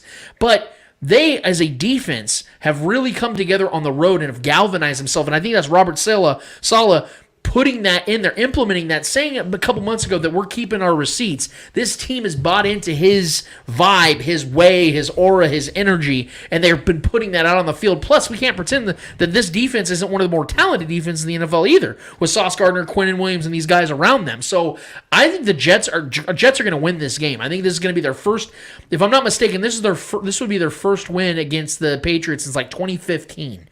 It's been a long time since they've beaten the Patriots. I think they get it done. I think Mac Jones is going to be awful in this game, but I think it's going to be the Jets' run game, extending drives, being physical, and a very ugly, 14-12 kind of victory. It's going to be close. They're going to keep the score low, which is going to favor them, and I have them winning a road game, and I have them covering the -3.5, the +3.5, I should say. I mean, we can talk about the Jets' defense, but actually over the last 5 weeks, the Patriots' defense has actually been better than the Jets' defense. Outside of that Bears game, they're allowing, so on the season, they're second in points, allowed defense, second in sacks, and third in interceptions. So this Patriots defense is not only opportunistic, they can be dominant at times. And this is a home game for the Patriots. I'm picking the Patriots here. You can't believe in the consistency or inconsistency of Zach Wilson. I like his skill set. I think he throws a good ball. Upstairs, he just lacks a lot of. His poor decision-making will hurt them badly. I don't mean to interrupt you, but I will say the reason why I didn't praise the Patriots' defense as much is, unlike the Jets, they've actually been pretty bad against good offense. They haven't faced many. Like, so against the Miami Dolphins. Against the Dolphins, they lost by 13. Against the Ravens. It's not that bad against that offense. I mean, that's... Yeah, I know, but I'm saying like they played well as the first game of the season, but they did lose by 13. Then they lost by 11 to the Baltimore Ravens, giving up 37 points. Yeah. Against the Packers, who we all know is not even a good offense, they gave up 27 points. And against the Bears, which we talked about, they gave up 33. But that was when the Bears kind of turned the corner. That's what I'm saying. Justin Fields has been incredible. So when they've been playing good offense, they've been getting shelled. Sure. So, and I'm not saying the Jets' offense is good. I'm saying the Jets' defense has been more proven against good offense. Right. This game is going to come down to who runs the football better and how many field goals are made for each team. Yeah. That's how it was. Or defensive touchdowns possibly our thing. One got called back last week, and the Jets should have won really there. Yeah. These are the kind of games, man, where it's like definitely hammer the under 38. The fact that it's a 38 over under and you're hammering the under should tell you everything you need to know. This is going to be an ugly game. I don't want to watch any second of it. I'm just going to pick the Patriots here at home. Both these teams are pretty evenly matched. Good defensive games, good run games here. I do like the running backs for the Patriots a little bit better. They got Damien Harris back this week. He was back practicing all of last week, but it was like kind of didn't play too much their last game, but he's back full strength this week. So they got him and Ramondre Stevenson, who's a stud.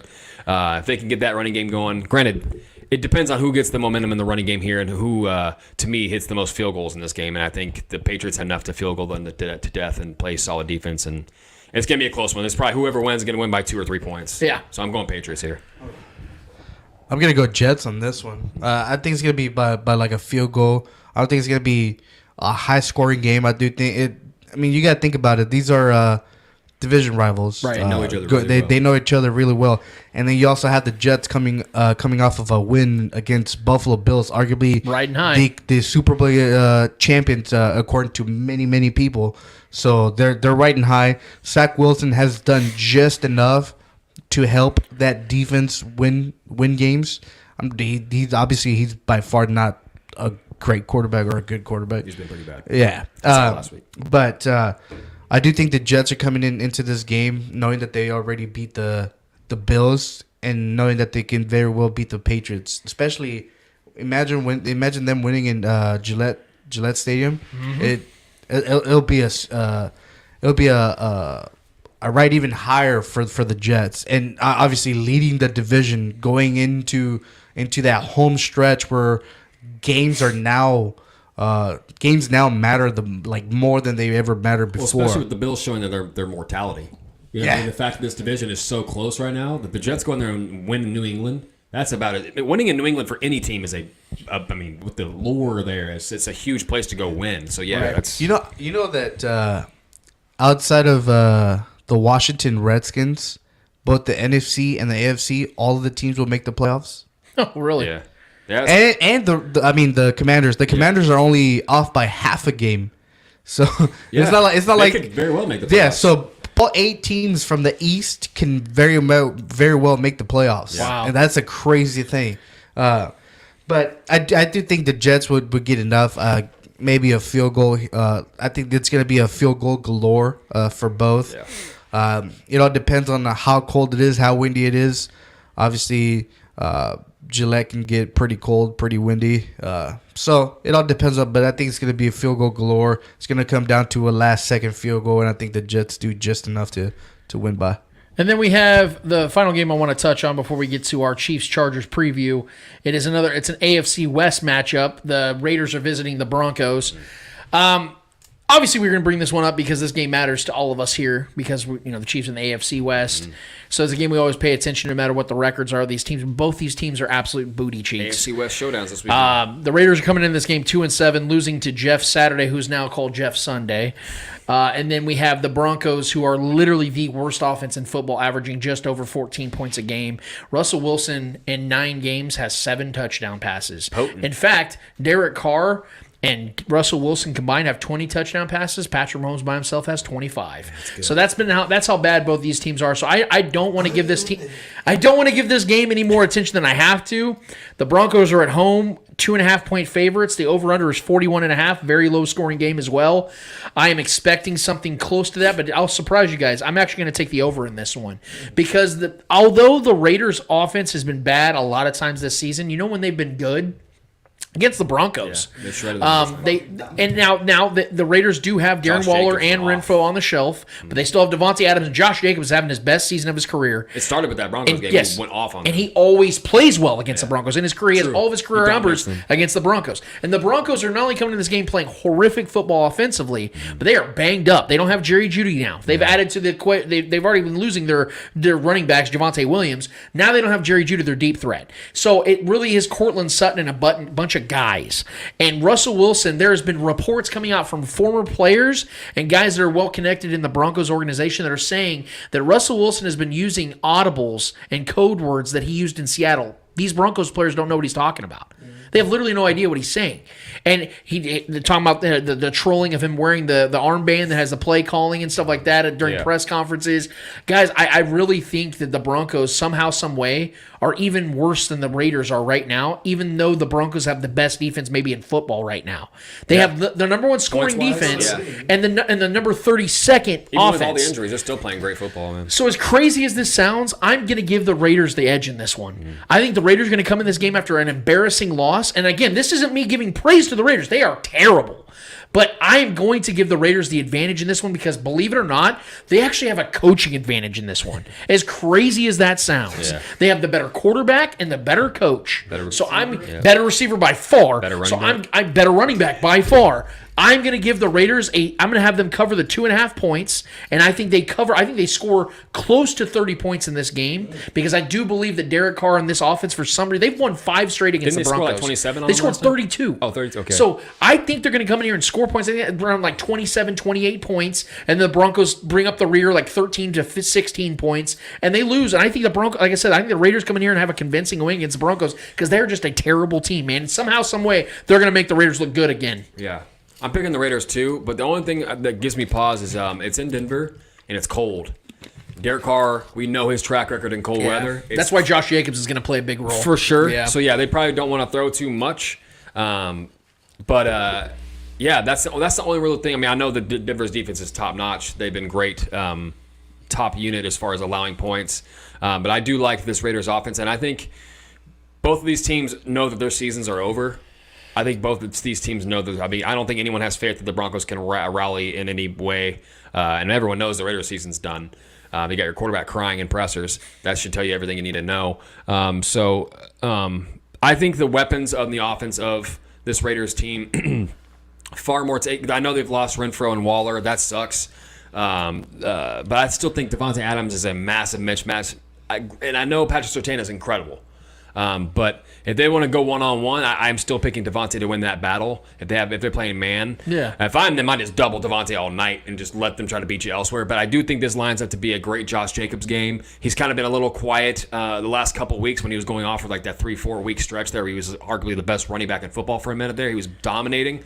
So I think this definitely lines up for that. I don't think it's gonna be nearly as high as scoring. I think the Raiders score maybe 21-10 or something like that. The Raiders defense is terrible too, but I have no faith in the Broncos to move the ball in any way. I think they maybe score one touchdown here and just have a bunch of field goals, and I think the Raiders should be able to rally here and try to spare the embarrassing possibility of another crying tangent. This might be happy tears though. You know what I mean? So, praise Jesus for his victory. Yeah. Thanks. Somebody light a candle for Derek Carr, man. Yeah, so I'm only going to be watching this game or interested in this game because it is our division. Granted that both these teams have no chance of making the playoffs this year. Is it a noon game? Yeah, I believe so. Okay, so it's going to be more in the day, so it's not going to be a freezing, frigid, no, it's cold night 3 o'clock. 3 o'clock. Okay. Yeah. So it'll be a sunny game. That helps a little bit with the temperatures. High of 49. So. Okay. It'll be not decent. too bad. So it's not anytime it's below in the 30s. I'm Derek Carr. I'm like just run it every time. But yeah, I think the Raiders win here. I don't really have much of a score prediction. I do think the Raiders score more than 20, and I think that's far away enough to beat the Broncos. You get to 17, you can beat the Broncos by 10 for sure. I mean, after watching that Colts matchup, that was a treat. So I think Derek Carr is a decent game here. I do think Josh Jacobs should eat here as he always does against the Broncos. And ironically enough, he's played really well in Denver. He's dominated them in Denver multiple times. So if he doesn't dominate though, if Josh Jacobs doesn't get going, I think the Broncos could win this one. So I expect the Raiders to find a way to get Josh Jacobs going, and I think that's how they win. All right. This is a division game. This is Broncos versus Raiders. I'm going for a tie. Hey. I'm picking the Raiders in this game. The Broncos have no offensive line, and I think Max Crosby and fucking his name, Chandler. He's just like this year, though. I mean, I think Chandler Jones has been bad this year. I know, but I think compared, I think the first game they both have pretty good games against the Broncos. They can very well get to Russell Wilson. Russell Wilson's not the Russell Wilson we've known. He holds on to the ball a lot longer than what he's used to. Mm-hmm. I just don't see the Broncos going out there and putting up points, to be honest with you. It's very hard unless the defense goes out there and scores points for the offense. Yeah, that's the only way, honestly. Yeah. I just think that the Raiders, especially coming out of a embarrassing loss to Saturday, Mr. Saturday or Mr. Sunday, whatever we're gonna call them, this past weekend, I think want to come out and especially Derek Carr, because his fans are turning on him. Oh yeah, and I think he has to come out and kind of calm the waters, like how people would say, because it's looking bad for him. I've had a lot of conversations with a lot of because I have a lot of Raider friends that are Raider fans, like my buddies in LA and stuff that I play fantasy football with, and a lot of these guys, man, they're like, bro, he's got to go. Yeah. They have all turned on Derek Carr. It's crazy. Yeah, so I think this is, especially in a division, I think it will calm the waters a little bit. I'm sure the Raiders fans are still going to want him to go, but I think this, for Raiders fans, for Derek Carr himself, I think they have to win this game. It's a must-win for them. And to the point about the Broncos not being able to score points, they've only scored over 20 points this season twice. Yeah, I was going to say twice. And they've scored less than 17 7 times. So that's how bad their offense is. And just to give you the Josh Jacobs numbers, in 6 career games against the Broncos, he has 130 carries for 612 yards and 9 touchdowns. So he averages 4.7 yards per carry and over 100 yards per game against them and over a touchdown a game against the Broncos. He's going to replicate that. I think the Raiders win this game comfortably. And that is it for us on our Week 11 picks. We'll give you our full slate tomorrow morning before the games kick off on Sunday and let you guys know when we have our whole slate of picks like we do each and every week. But we need to get to, I think, the finer moments of this show. It is the Chiefs versus the Chargers matchup, which I'm very excited to get to because I know Trevor and Eddie have their thoughts. We love to hear your guys' thoughts as well, so hit us up on YouTube while we're doing the show or after the show and let us know what you guys think is going to happen in this game. It's Sunday Night Football. This is a big game. It's back. Actually, the second consecutive Sunday Night Football game the Chiefs and Chargers have played against each other. We know that game looked closer than what it actually was. The Chiefs had a 10-point lead going into that fourth quarter with a minute to go, actually, in that game, and then Justin Herbert just kind of willed the team to a touchdown. Wasn't really that close, though, at the end of the game. But I want to break this one down, and I want to get your guys' thoughts on this as well. The Chargers' defense is currently 22nd in points allowed, 16th in total yards allowed, 26th in rushing yards allowed, 22nd in rushing touchdowns allowed, 18th in passing touchdowns allowed, 17th in takeaways, 22nd in sacks, 28th in pressures, 29th in hurries, and 25th in quarterback knockdowns. Brandon Staley's a defensive coordinator, by the way, former defensive coordinator, and this is how bad their defense is. So the Chiefs' offense should be able to move the ball this week. I think that's a safe assumption. The problem is, as we talked about at the top of the show, the Chiefs will be without Juju Smith-Schuster and no McCole Hardman either. And I think we all saw this coming. We knew that we had heard because McCole missed the game previous last week against the Jaguars with abdominal problems. We don't know the extent of the injury. All we do know is he will miss at least the next four weeks of the season, which does suck. And Juju has been a pivotal piece to the Chiefs' offense for a month now. When it comes to McCole, this sucks just as much as losing Juju, though, even though Juju's the better player, because just like Juju, McCole has been such a productive player over the last month. Since week 6, for instance, Juju Smith-Schuster has put up 24 receptions, 358 yards, and 2 touchdowns. And McCole Hardman's last 3 games, he has 13 receptions for 181 yards from scrimmage and 5 touchdowns. Just 3 games. And that's and had 2 of those touchdowns, and only had 2 touchdowns all of last season. So he's been going off this year. And McCole has been such a durable player throughout his career, so seeing him out, especially in a year like this, a contract year, man, it's such an unfortunate thing to see because you wanted to see him go and get money. Because we all tend to believe this will probably be his last year in Kansas City. He'll probably make money elsewhere, and it really sucks to see he's going to miss 5-6 games for the first time in his entire career in the year that he needs to prove it the most. That really sucks. Hopefully he's able to come back and get to it whenever he gets back, which will probably be late December, I'd imagine, probably early or mid to late December. But either way, I'm hoping he will come back and be an effective player once again. But even though the Chiefs may have to do it without these 2 in this game, I still think they have plenty going for them this Sunday night as far as receiving options are concerned. As we know that Patrick Mahomes has thrown a touchdown to 10 different players this season, which is absurd to think about. And I believe he has 4 or 5 different games this year where he's thrown a completion to 9 different receivers. So the man's spreading the love. And when you consider Travis Kelce, Kadarius Toney, MVS, Justin Watson, Noah Gray, Jody Fortson, and Sky Moore, I think that's good enough against the defense that I just told you guys about how bad they've been all across the board. But I honestly think this is a week where the Chiefs get the running game going, and it might come from a seemingly forgotten individual. And just hear me out on this. Oh boy. In their week 2 matchup, Clyde Edwards-Helaire rushed for 74 yards on 9.3 yards per carry with 4 receptions of 44 yards. This is a great opportunity in my eyes for Clyde to get back in the saddle and help this offense. In a week, they're missing multiple weapons, as we talked about. Not to mention the fact that Clyde has been pretty damn good in his career against the Chargers. In 4 games, Clyde has 347 yards from scrimmage, which is 87 yards per game, and averages 5.5 yards per carry. Patrick Mahomes has also targeted Clyde in the pass game 18 times in those 4 games. So Clyde has been effective in these matchups that we all know have both been insanely tight and tense games. There hasn't been a decision in any of these games by more than a score over the last 3 years. This isn't me suggesting in any way, and I want to clear the air here. This is not me suggesting in any way that Isaiah Pacheco should be put on the shelf or should have a limited role in this game. It's actually the opposite. I think they should be dual threats in this game. The Chargers' rush defense is awful, and I mean awful. And he should get his touches. And in fact, I hope Isaiah Pacheco gets plenty of them. But knowing that what Clyde has done against the Chargers defense throughout the last 2+ years makes me believe that Andy Reid and his staff know this as well. And given the attention of Clyde's notable absence in the offense over the last month, makes me also believe they'll change that this week. Because we all know that Clyde was somebody that the Chiefs have been big on. They drafted him in the first round. He's their only first-round pick since Patrick Mahomes. Well, Trent McDuffie and Karl Loftus, you know what I mean. So I think that the Chiefs hearing the media asking questions about this, seeing that, hey, what's going on with Clyde? Why is he not getting touches? Things of that nature. I think Andy Reid is going to change that for that reason. We saw, and the biggest reason why, is we saw Kadarius Toney make his debut with the Chiefs 2 weeks ago. Many questioned, myself included, that what the signing meant, what the signing was as a whole, and in particular, what role Kadarius Toney would play for the team this season in particular. Who did the Chiefs draw up the play for in that very first game for the very first play? Kadarius Toney.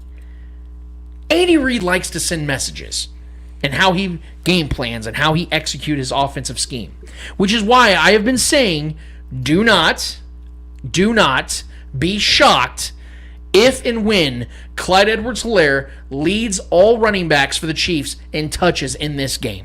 Do not be shocked if that happens, because this has Andy Reid written all over it. Once you think he's going a certain way with a certain player, he goes the opposite. That is what he does, whether it's good or bad. It frustrates the hell out of me. We heard him say, Eric Bieniemy said the same thing about 4 weeks ago. They're going to go with the hot hand. And the next week they announced that Isaiah Pacheco is the starter. He was not the hot hand. The week before that, he had 1 touch. He was not the hot hand. Isaiah Pacheco's played really well, and I think he's going to play really well in this game. He might actually have the breakout game of them all. But I think Clyde is going to come into this game as an unexpected X factor and will have another big game against the Chargers and will help the offense do what they need to do. And just to put a few more factoids out there, in their last 8 AFC West matchups, the Chiefs are not only 7-1, they're averaging 32 points per game and are only allowing 21 points per game.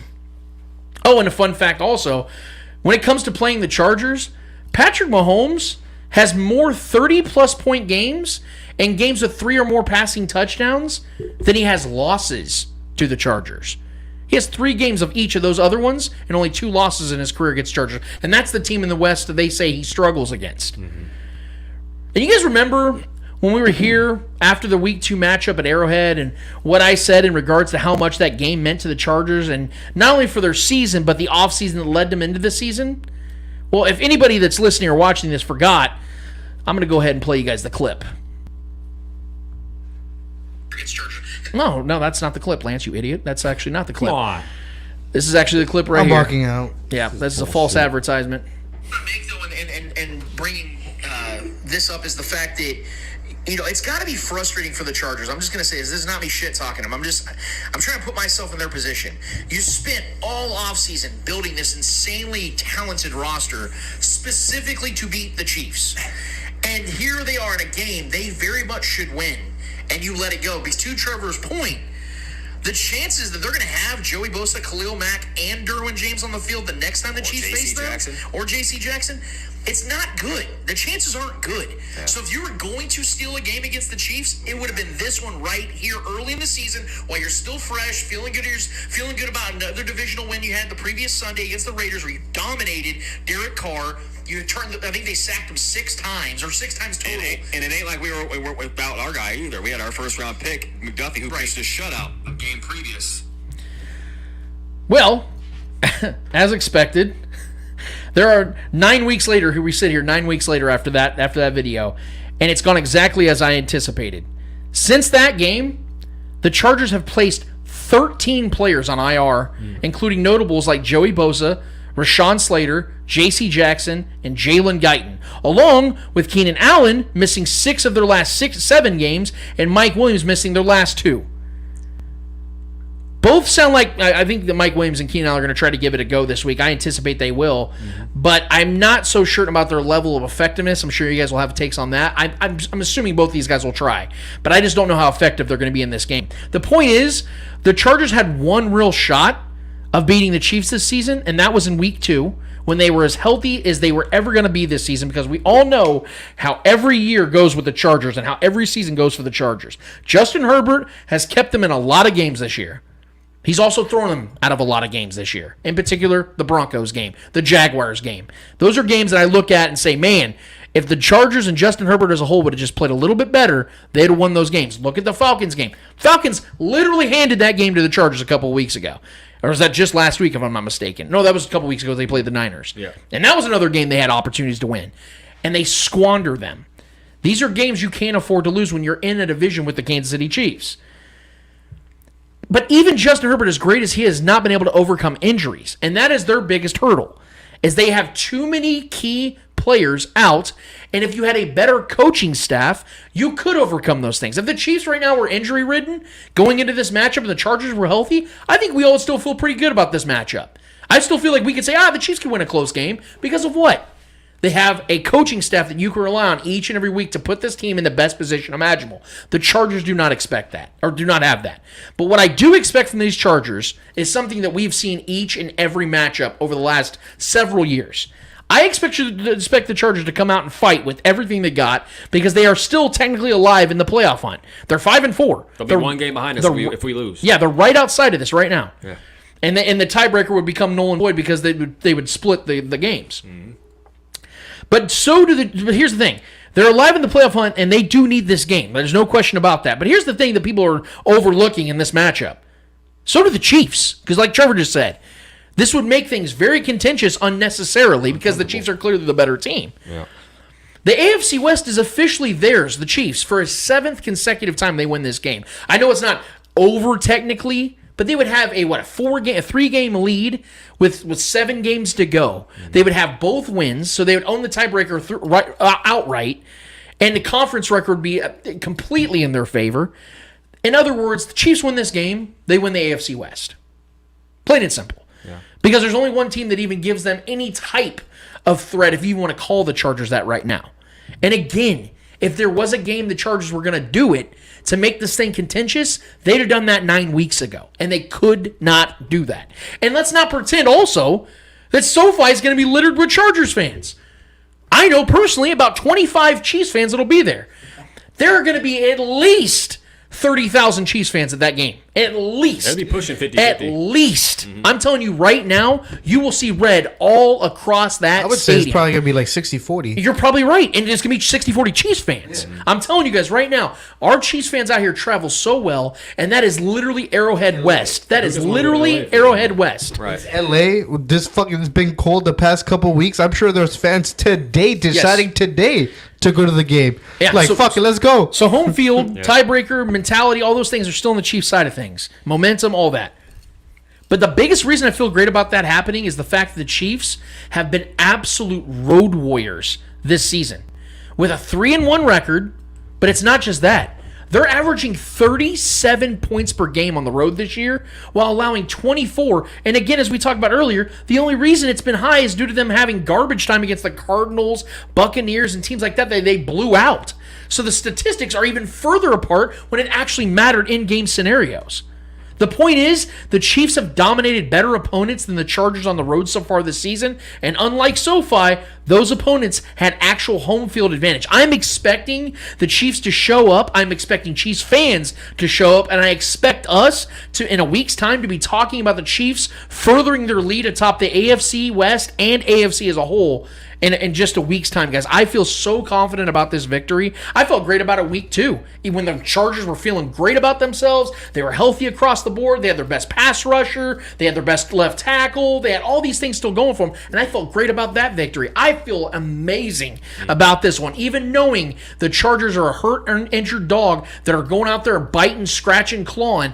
I think the Chiefs are going to go out there and take care of business this game. We can talk about how the score goes in a second, but I want to hear you guys' thoughts. Do you feel the same way, or do you feel a little indifferent? I'm definitely confident, knowing that I have Patrick Mahomes at playing quarterback and Andy Reid at head coach every week. I feel confident every time going into any matchup.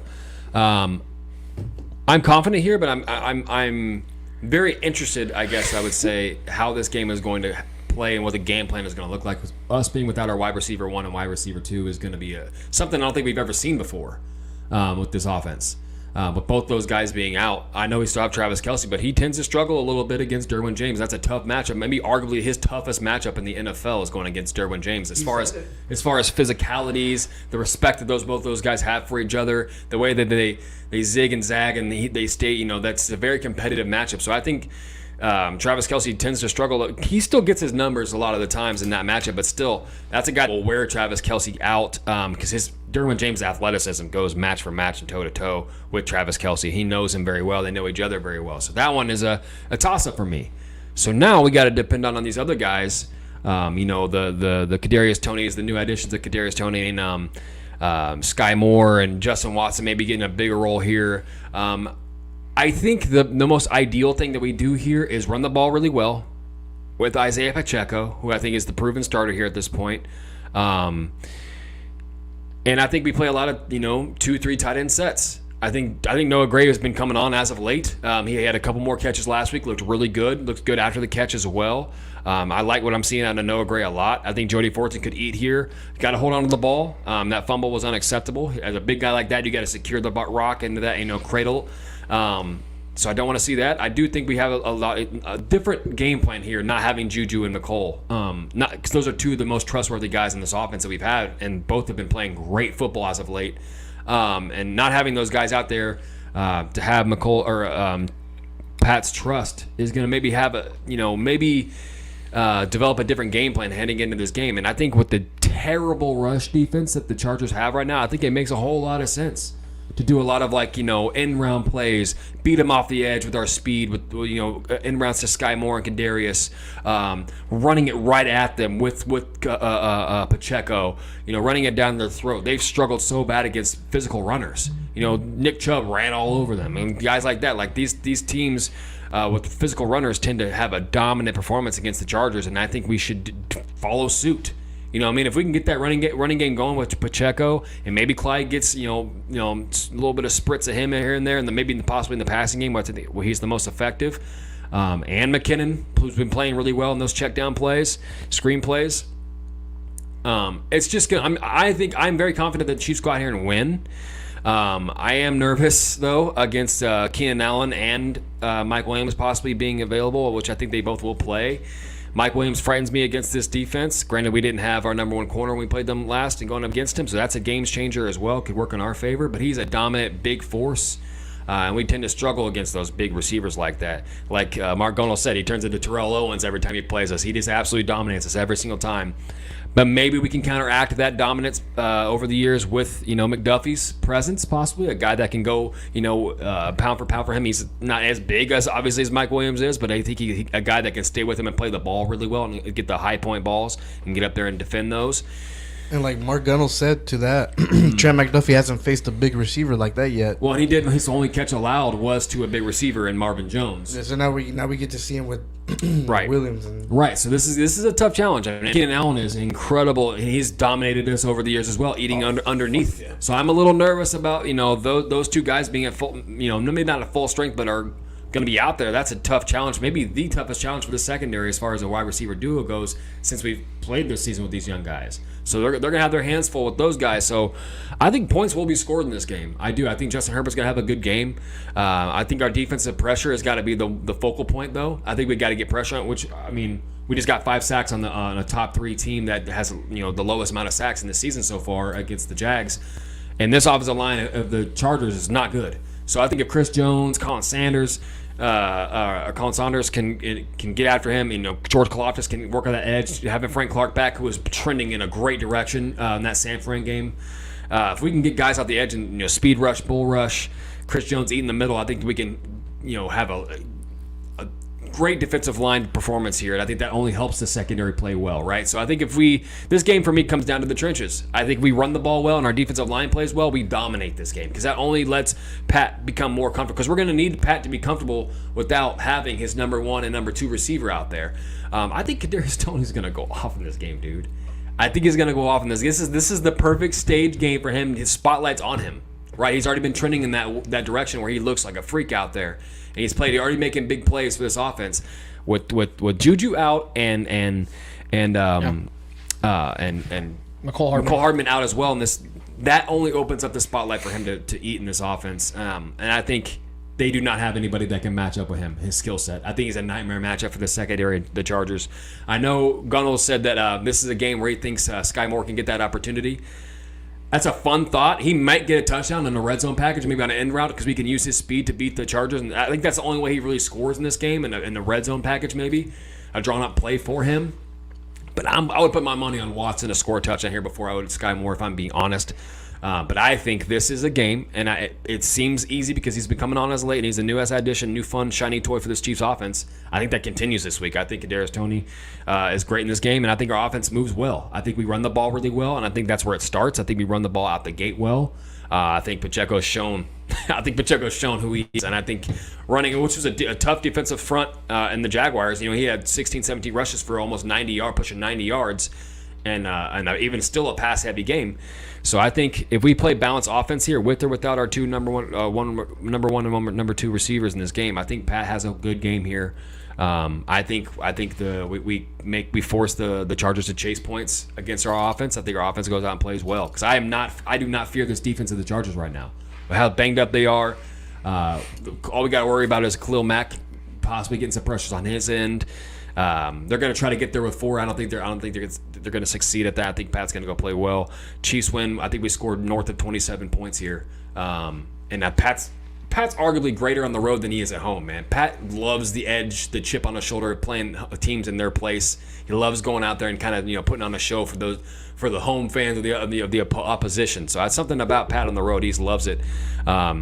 So I think I said the running game's got to get going here, and our defensive line has got to continue the dominance that we've been doing week by week, and that only helps the secondary to make plays. So I am nervous, though, about Mike Williams. I will say that, but I think the Chiefs win good here. I think this is a comfortable win, honestly. I think we're just the better team at this point. I think, like you said, Lance, this is a must-win not only for the Chargers, but even more for the Chiefs, because we know we spilled blood in the water with the Bills going down the way they did, and that could be a trend as well. We need to take advantage of that, because the AFC is tight. We got the Titans are still there. Regardless of what we think about them, they're still there. Another 7-win team. So the Bengals could catch fire at any time. The Ravens are going to be catching fire. I think we all know that their schedule. So we know we got to stay ahead, right? So winning this game, if any game for the rest of the season, this game right here has got to be the one we take care of business and go do what we do against the Chargers and win this game. So coaching, quarterback, defense, those 3 things are easily in our favor, I think, in this game. So I think those 3 things are the most dominant ways to win games, the most consistent ways to win games, and I think that's what we do here, and I think the Chiefs win. I'll pick the Chiefs to win this game as well. I think it's going to be a close one. Sorry. You get Mike Williams and Keenan Allen back for the Chargers at a crucial time. This is a must win for the Chargers if they want to keep their hopes to make the playoffs alive. Yeah, there's games down the road that obviously they can still win and make the playoffs, but I think this has to be like their turning point. But I don't know how healthy they're gonna be, and I think the Chiefs are playing better football. I think this offense, even with Juju and McCole Hardman. You both keep forgetting McCole's name. Yeah.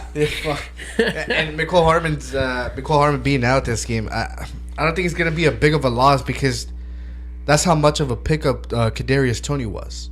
I think Kadarius Toney is going to go off this game. I think he's going to become the wide receiver 1 in this game over MVS, and I think he's going to go off. We saw what he could do last week, where he got more snaps, and I think this week I think the Chiefs know that if Patrick Mahomes gives him a chance to kind of catch the ball, put the ball where he can catch it, he's going to catch it. And he's going to fix his gloves while he's about to catch it. That's swag, phenomenal. I think he's one of those players that can definitely help this offense not miss Juju and McCole Hardman as much. Yes, we're going to miss those Juju's crucial third downs, those third and shorts, third and longs, whatever you want to call them. He's good. He was good with those. Obviously, he's big, so not a lot of people were able to bring him down, so he was able to get a yard or 2 extra. We're gonna miss those, but I think overall throughout the whole game, I think Kadarius Toney is gonna do enough to where we're gonna be like, we're gonna be just fine in the next few weeks. So I expect that. And I said it last week about the running game. I was like, what the Chiefs have to do is they have to make, if they're gonna name Pacheco the starter, they have to pretty much make him the starter. Yeah. And that's what they did. They made plays specifically for Pacheco last week, and I think this week is going to continue. I like your Clyde Edwards-Helaire thing, but I just think they're going to roll with Pacheco. I think this is a game where Pacheco can just go off, especially because the Chargers' run defense is non-existent pretty much, and Pacheco being that strong, being hard to bring down, I think this is the game where Pacheco can just go off, kind of like what he did against the Bucks. Everybody was expecting the run game to be obsolete because it was the number one defense or whatever, and we just ran right all over them.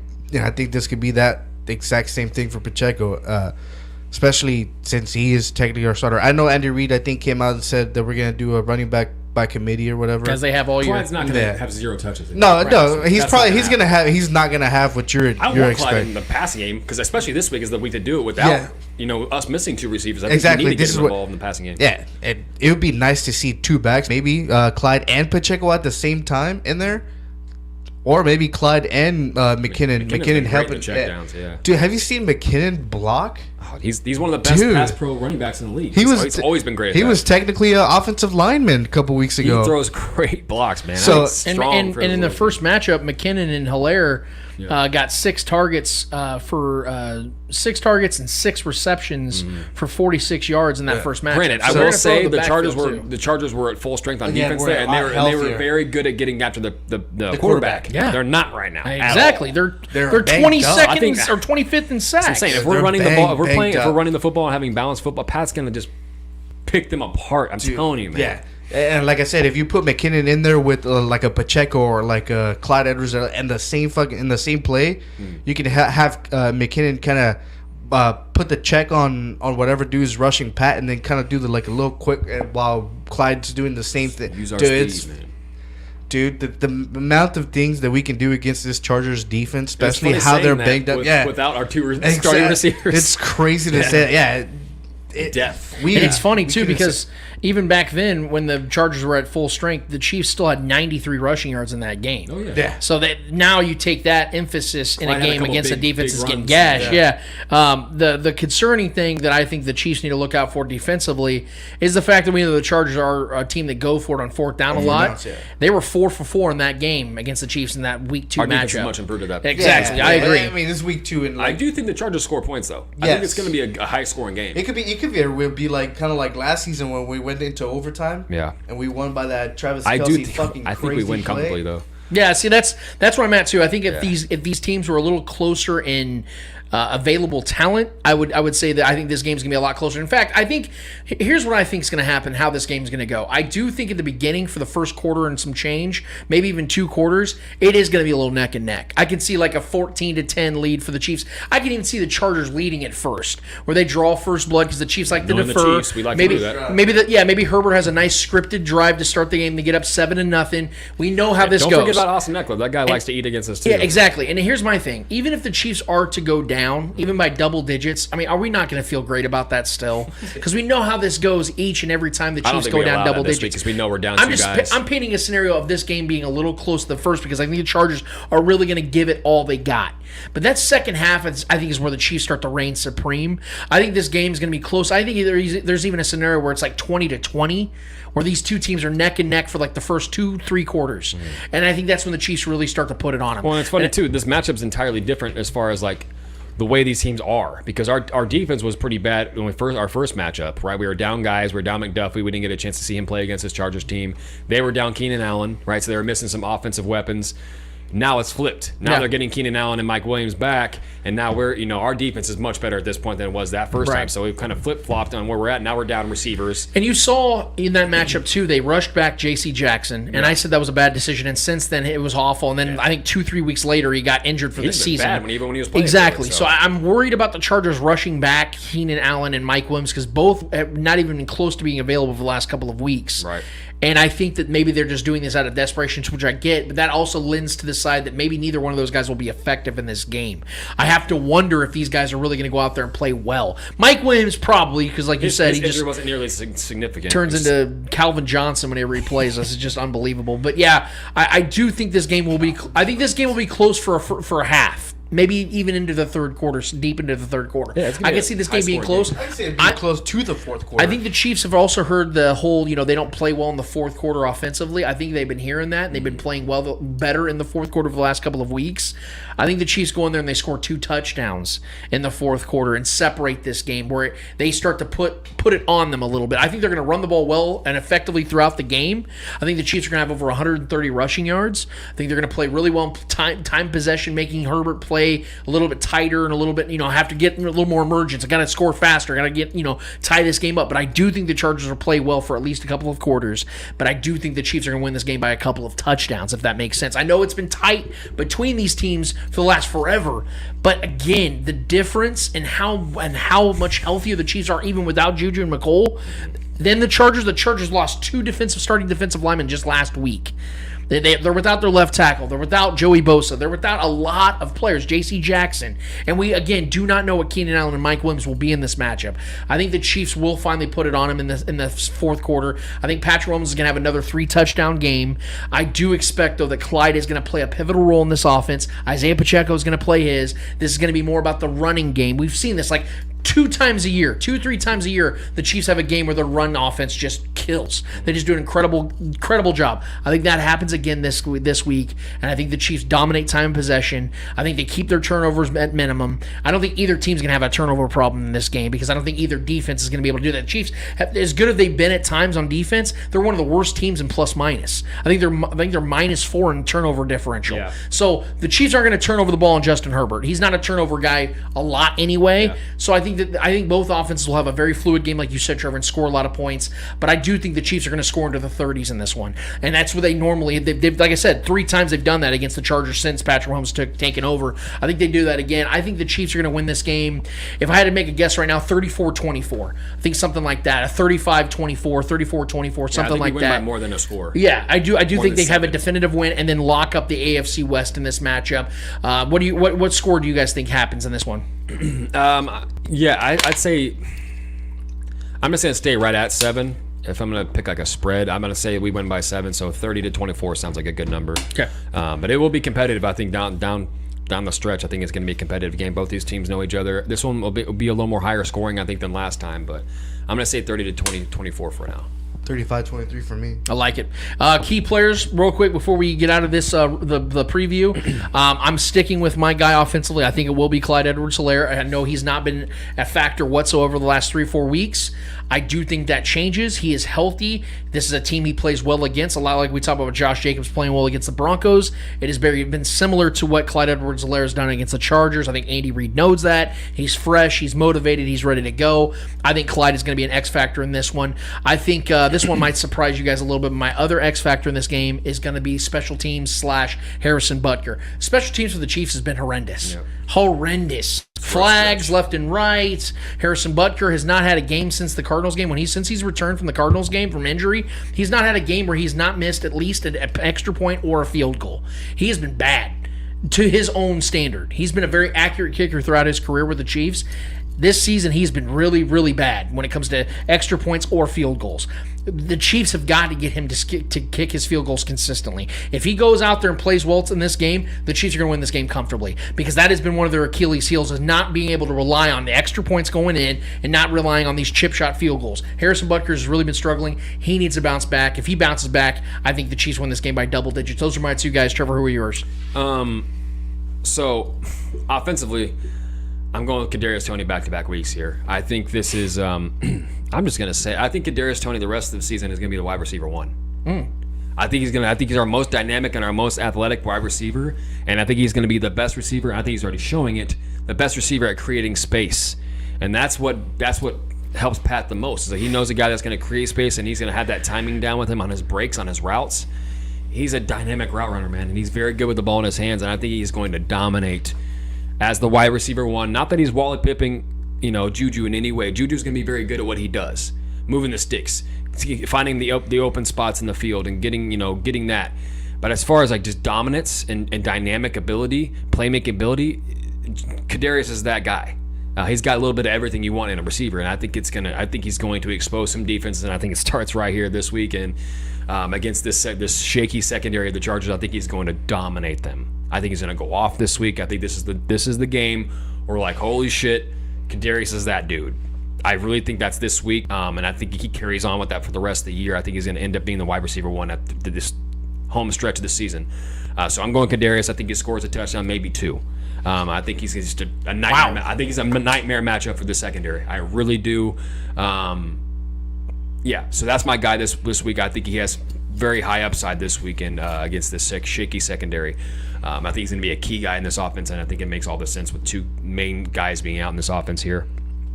And then defensively, I know you said, Herbert isn't really a turnover guy because he's not. But I think what lines up with this, the way our defense is right now, with us getting a lot of pressure on the quarterback, I think there's going to be a scenario where a pressure is put on Herbert, and he throws an errant throw, and it gets batted in the air, and I think Willie Gay catches an interception here. Okay. I think a batted ball gets tipped up in the air, and I think Willie Gay has an opportunistic situation where he gets an interception because he's done that before.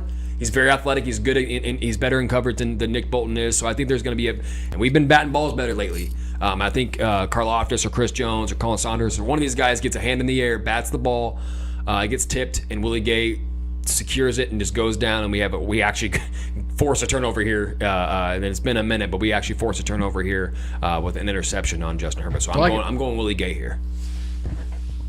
All right, for offense, I'm going Pacheco on this one. I think Pacheco's going to get the touches that he got the last game, especially against this defense is pretty bad against the run defense or the run. So I'm gonna pick Pacheco on that. Like I think bottom 3 in the league against the run right now. Yeah, they're terrible. Yeah, he's like a pile driver. He don't give a fuck. He'll run through you if he wanted to. Mm-hmm. So I think I said Pacheco's gonna go off in this game. We're gonna see what his talent can be and will be. So that's gonna be exciting to see. I think this is the team to do it against, and especially if you want Justin Herbert out of the field, just to not give him any chances, run the game, run the clock. So I'm gonna go with Pacheco on that one. And for defense, I'm gonna go. You know what? I'm gonna go with Juan Thornhill. I think Juan Thornhill has been good since the start of the season. I think he's obviously trying to stay with the Chiefs for years to come, and he's slowly proving that, and I like it. And a lot of players really enjoy having Juan Thornhill as that vocal leader that the defensive backs obviously listen to, because I've heard ever since training camp saying that everybody was surprised that Juan Thornhill took that leadership role when Tyrann Mathieu left. And I love, you see the sidelines, he's always chirping at his guys. Chirping, yeah, and I love that. And I think this is a game where Juan Thornhill can potentially either break off a game tying touchdown or intercepting Justin Herbert. Mm-hmm. So I'm gonna go with Juan Thornhill on that one. I like it. Oh, yeah. So I'm going to make a bold prediction on lean even more into the Clyde Edwards-Helaire aspect. I'm going to give a specific statistic of what I think he does in this game. I'm going to say 7 rushes for 55 yards and a touchdown. I think he gets an additional 3 catches for 35 yards as well. I think Clyde Edwards-Helaire is going to flirt around with 100 yards from scrimmage in this game, just because of the matchup and because of everything that I think Andy Reid's been hearing from the media, all the questions he's been asked.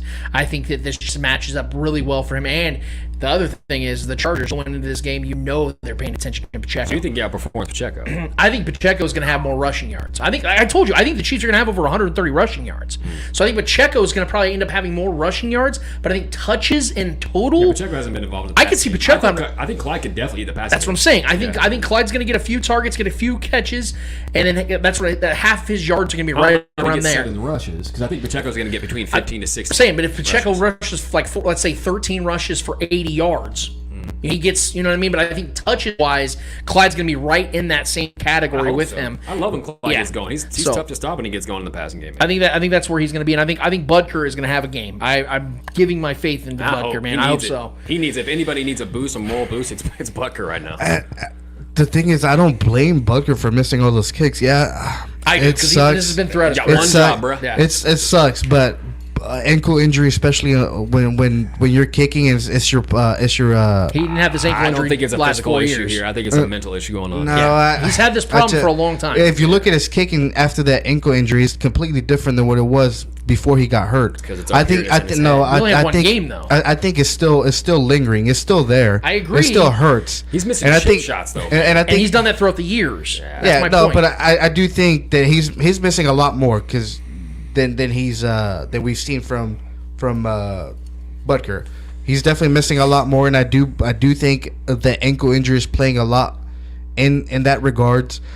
Like, I'm a soccer guy. I know ankle injuries in soccer, they linger throughout the season. That's totally different though, man, because those guys are running around playing a game all day. He comes on the field. I get it, but when it comes to their shooting, it affects their shooting. It affects the shooting 100%. I know. We try to say it's like, kicking field goals is easy. I bet you if you go out there and kick a field goal, I never thought it was easy. What I'll say about the difference between soccer is you're going against a goalie, where you have to angle kicks to where you don't think the goalie's going to go. No one's in front of him outside of someone trying to block the well, he has to play. Goal, well, if you look at it, the ball is different. So if it hits a little bit of wind, it's going to break regardless of where he kicked. So it's a lot harder to kick a football than it is to kick a soccer ball. He missed like a 36-yarder last week, man. You can't have that. I'll give him praise, but I do think a lot of his misses are due to his ankle injury. I think his ankle injury is playing a big part, and I do think he's missing chip shots. Whatever you guys want to call it. Yeah, chip shots. Can be missing extra points. I do think if you look at his kicking style, it's a lot different. He does not put too much weight on his left ankle as he used to.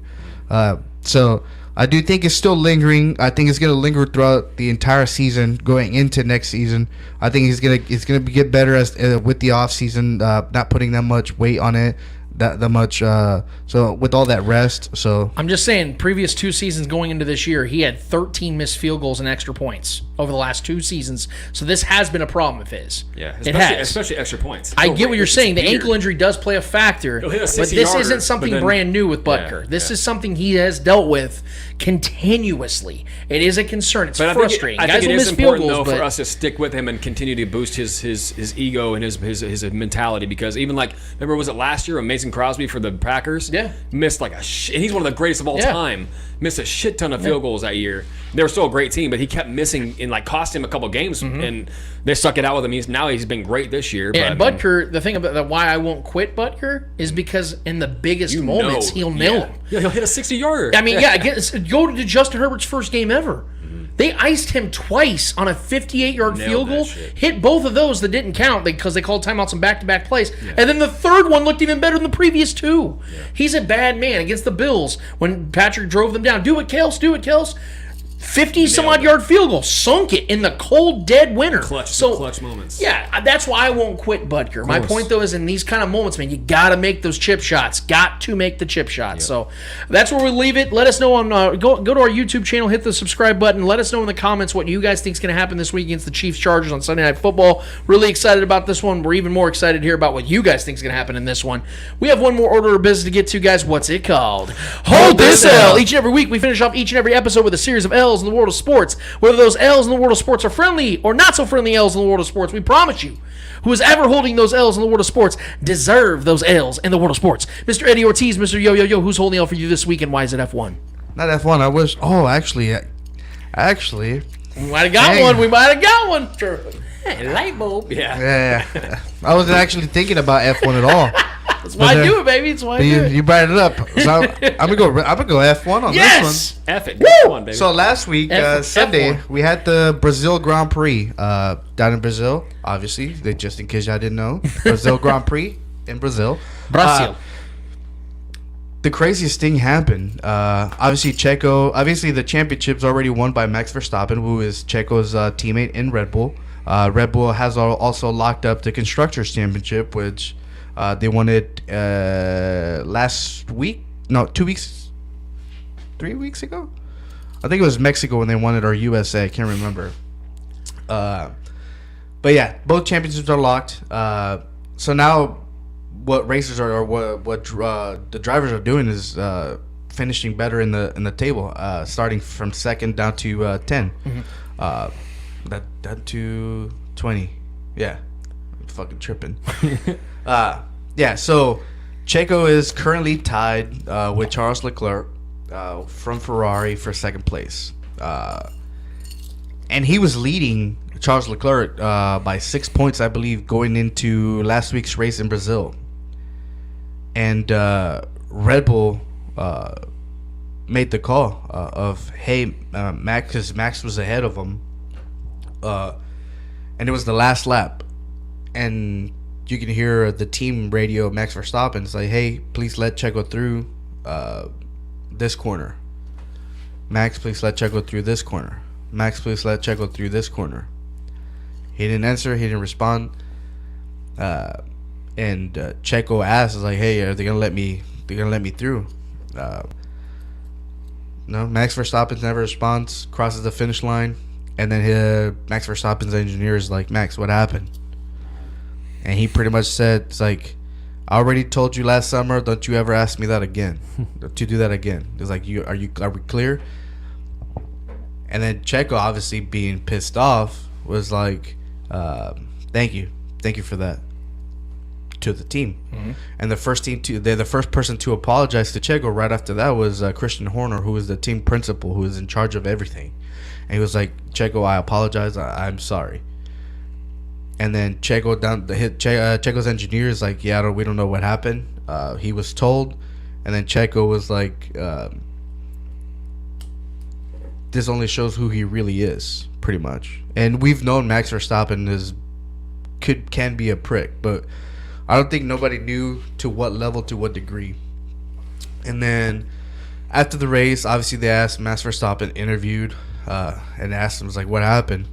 It was like, I already told the team how I felt, and I told them last week, and yeah, so they know my answer, where I stand, and pretty much saying that they should respect where he stands. And they asked him, was like, is this because of Monaco? And all he does is smile. Is like, you make that. You can assume that. Yeah, basically. You like, can make that assumption. Yeah, you can make that assumption, and then walks away.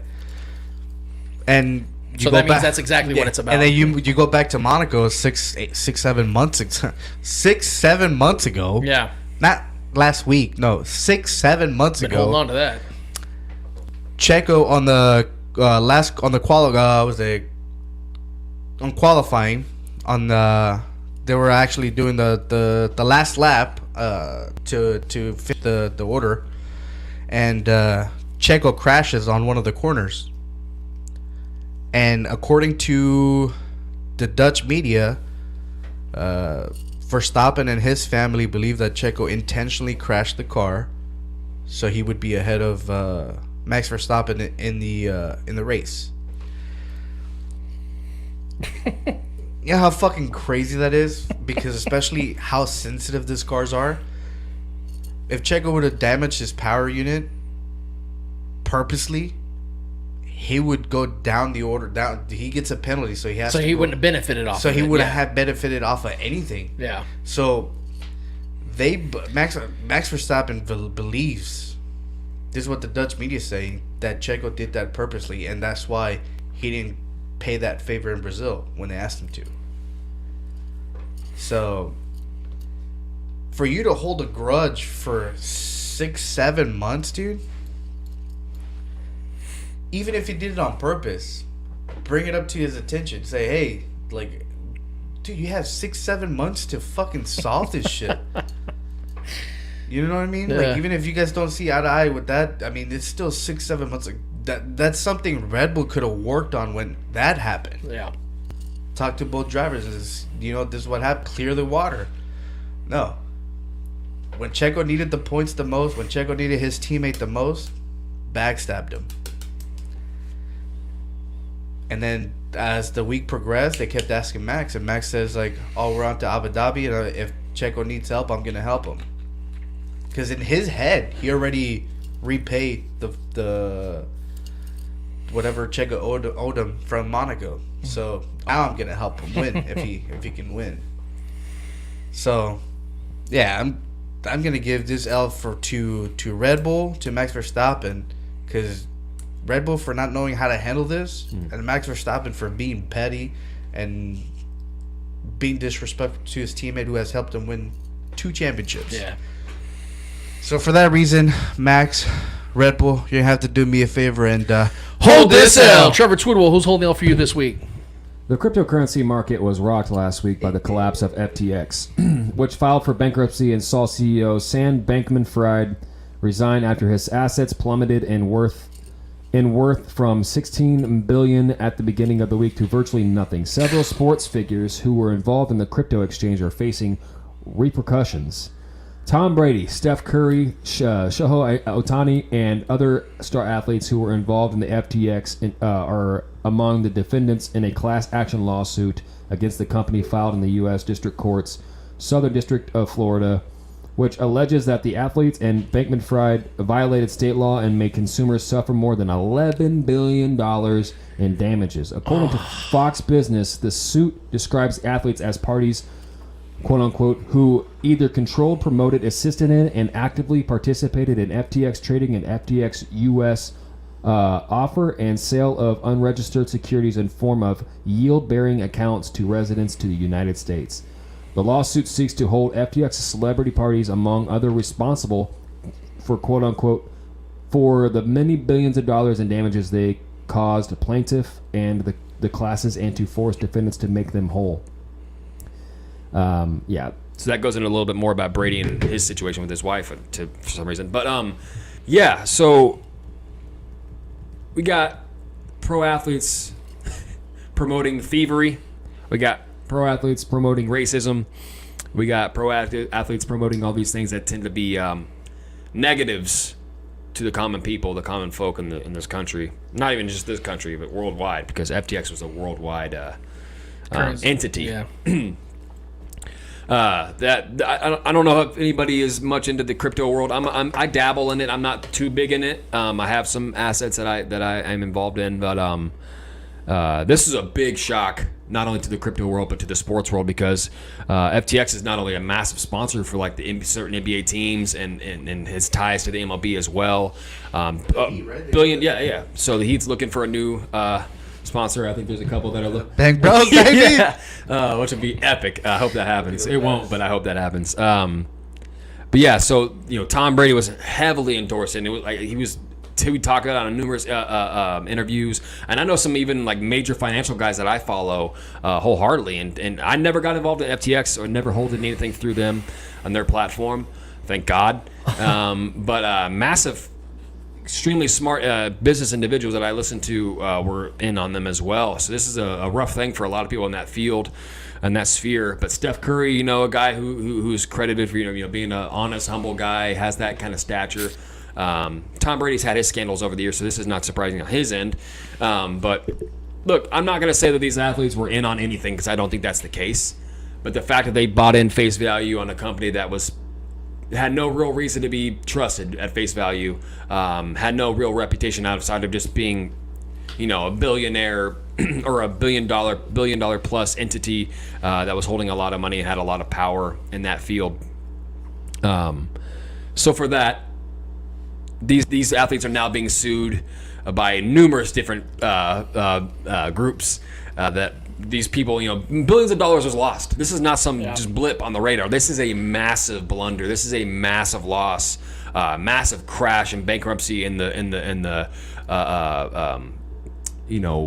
overall crypto world and finance world. This is a massive thing here. This is not some small. This is a meteoric crash here. So this tarnishes the reputation of Steph Curry, Tom Brady, Ohtani, these guys that were all in on this. I still am a crypto guy. I still believe in crypto. I still think there's a massive future in it, and a lot of money can be made even off of this crash here. So I think now is a decent time to buy in. Just knowing who you're working with is important here, and the fact that the too good to be true investments and endorsements from these athletes obviously came back to bite these guys in the ass. So for that, Be careful who you listen to. Be careful who you buy in on at full face value. Do your research no matter who you are, no matter who you listen to, no matter who you think you trust or is trustworthy. Even these athletes and big-name guys can fall short. So for that, Tom Brady, Ohtani, Steph Curry, anybody who was a massive known-name celebrity of the like that you trusted, do me a solid favor and hold this L. A lot of money. Lot of money. I'm going to do something that you guys definitely are not expecting, and anybody that's followed me for any length of time is not going to expect at all. But I'm going to do it, and it's actually somebody that Trevor just mentioned. I'm going to defend Tom Brady. I'm gonna defend him for a second here, and it's long overdue. And why do I feel a backhanded compliment coming? Yeah, well, it really is just at face value. I promise you. In an interview with Ira Hoffman of JoeBucksFan.com, Bruce Arians defended offensive coordinator Byron Leftwich, who had been under heat for the club's struggles before Sunday's victory over Seattle and Germany. Quote, "I don't think it was fair to Brian," Arians said. "Nobody is going to say that Brady was playing bad, but he was playing bad. We also had growing pains on a young offensive front, and we weren't running well. There comes a time as a play caller, you're losing yards running the ball. You say, forget this, I'm putting the ball in Tom's hands," end quote. What is Bruce Arians doing? Why is he talking? Yeah. As I recall, Bruce Arians is no longer the head coach of the Buccaneers. He's a quote-unquote consultant, which is a nice way of saying please stay away. But he's not only saying these things that he was saying as the head coach, and back then when he was saying stuff like this about Tom Brady, it was valid because he was the head coach. It made sense for him to have a statement, to have something that if it's quote-unquote hot take-ish or it's something that's controversial, at least he's the head coach, so he has the right to really put himself into the news. Right. Man, you have nothing to really do with the team anymore. And you don't have any right to be saying stuff like this about Tom Brady or anybody for that matter. And here's the biggest issue with Bruce Arians. It isn't just these words he's putting out here like this and these quotes that literally does nothing good for the Bucs moving forward. He's also doing things where he's costing players games and the team wins. Let me tell you, for instance, how about in week 2 when they were in New Orleans? You guys remember the fight when Tom Brady started with Marshawn Lattimore? Do you guys remember when you saw Mike Evans shoot off the sidelines and get himself ejected and then suspended for the next game? If you go watch that again, you know why Mike Evans even knew what was happening and why he decided to go out there and felt justified in doing what he did? It wasn't because of his history with Marshawn Lattimore. It's because of the fact that if you watch, Bruce Arians is on the sidelines for whatever reason, and he says, "Go get him, Mike." Sick him, Mike. I can show you the video. I didn't know that. He literally says, "Go get him, Mike." He's right in the thick of it. For what reason?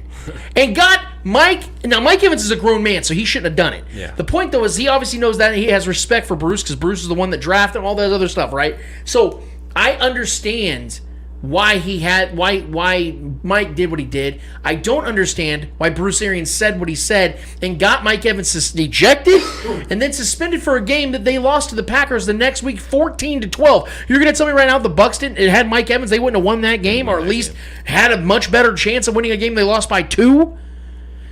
Bruce Arians is not helping the Bucs in his words or in his actions. He's not helping the Bucs. My dude, shut the hell up. You are otherwise been an awesome guy, and I know he's been hospitalized recently because of something that cost him a game back with the Colts or whatever it was. I feel bad for that, and I hope he's okay. But please, still, just shut the hell up, dude. Yeah, for your own You're health. not helping Tom Brady. You're not. He is the reason why Brady was trying to get out in the first place. Yeah, he's going to go to Miami. And then the Bucs, smoothed it over and said, "Hey, we'll move him off the coaching position if you stay." All this other stuff, and then he's going to be the reason why Brady doesn't come back next year.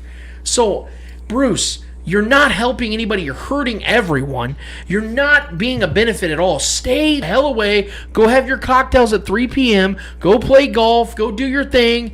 And when you're at it, dude, do me something and hold this L. Unbelievable, man. Just complete disrespect. Go watch it. I'll send it to you. I'll show you it. But yeah, there's actual video of him telling Mike Evans to go get Marshawn Lattimore. Yeah. I remember Mike Evans defending himself saying, that's Tom Brady. What the hell do you expect me to do? Like, I remember him saying that's why he went out there. Shut up. Yeah, My God. Egg that on for your Can't players. believe I actually have to come in over here and defend Tom Brady. That's how bad it's gotten.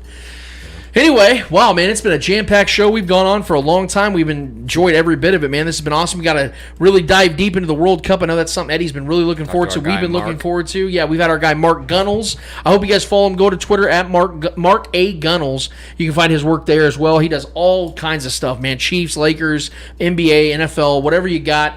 This man's the guy to go talk to, man. He's a great follow, I promise you guys. And he's a verified account too. Now. He's a verified account. OBJ. Yeah, he's a verified account like I am on Twitter. So this is perfect. You know, I really love the camaraderie we have here. But no, I mean, we really do appreciate his time. He's a busy guy, family man as well, and he's doing incredible things out there in LA. We appreciate his time. It's been an awesome show, man, and we really appreciate all you guys. And if you've not done it already, hit us up on YouTube, subscribe to the channel, and let us know what your thoughts are as well, because that's what it's really about, man, is driving content, driving conversation with you guys. We don't run ads. We don't do anything like that to this point. We've been growing the way that we have because of you guys, because of your interactions, and we love more of that. So for Trevor Twidwell, for Eddie Ortiz, for the great Clay Windler that puts all this stuff together on the back end and the production side of things, that continues to kick ass at Red Tribe Cinema, Mark Gunnels, for everybody that's been a part of this, for Starcade Media for allowing us their platforms and allowing us to post our shows on their live streaming and on YouTubing side of things. I am Lance Twidwell. Episode 193 of the Spoken Podcast is done, finished, and finito. And until we're here 1 week's time talking about 194, about how the Chiefs just clinched the AFC West at SoFi Stadium, or is better known as Arrowhead West, we out of this bitch.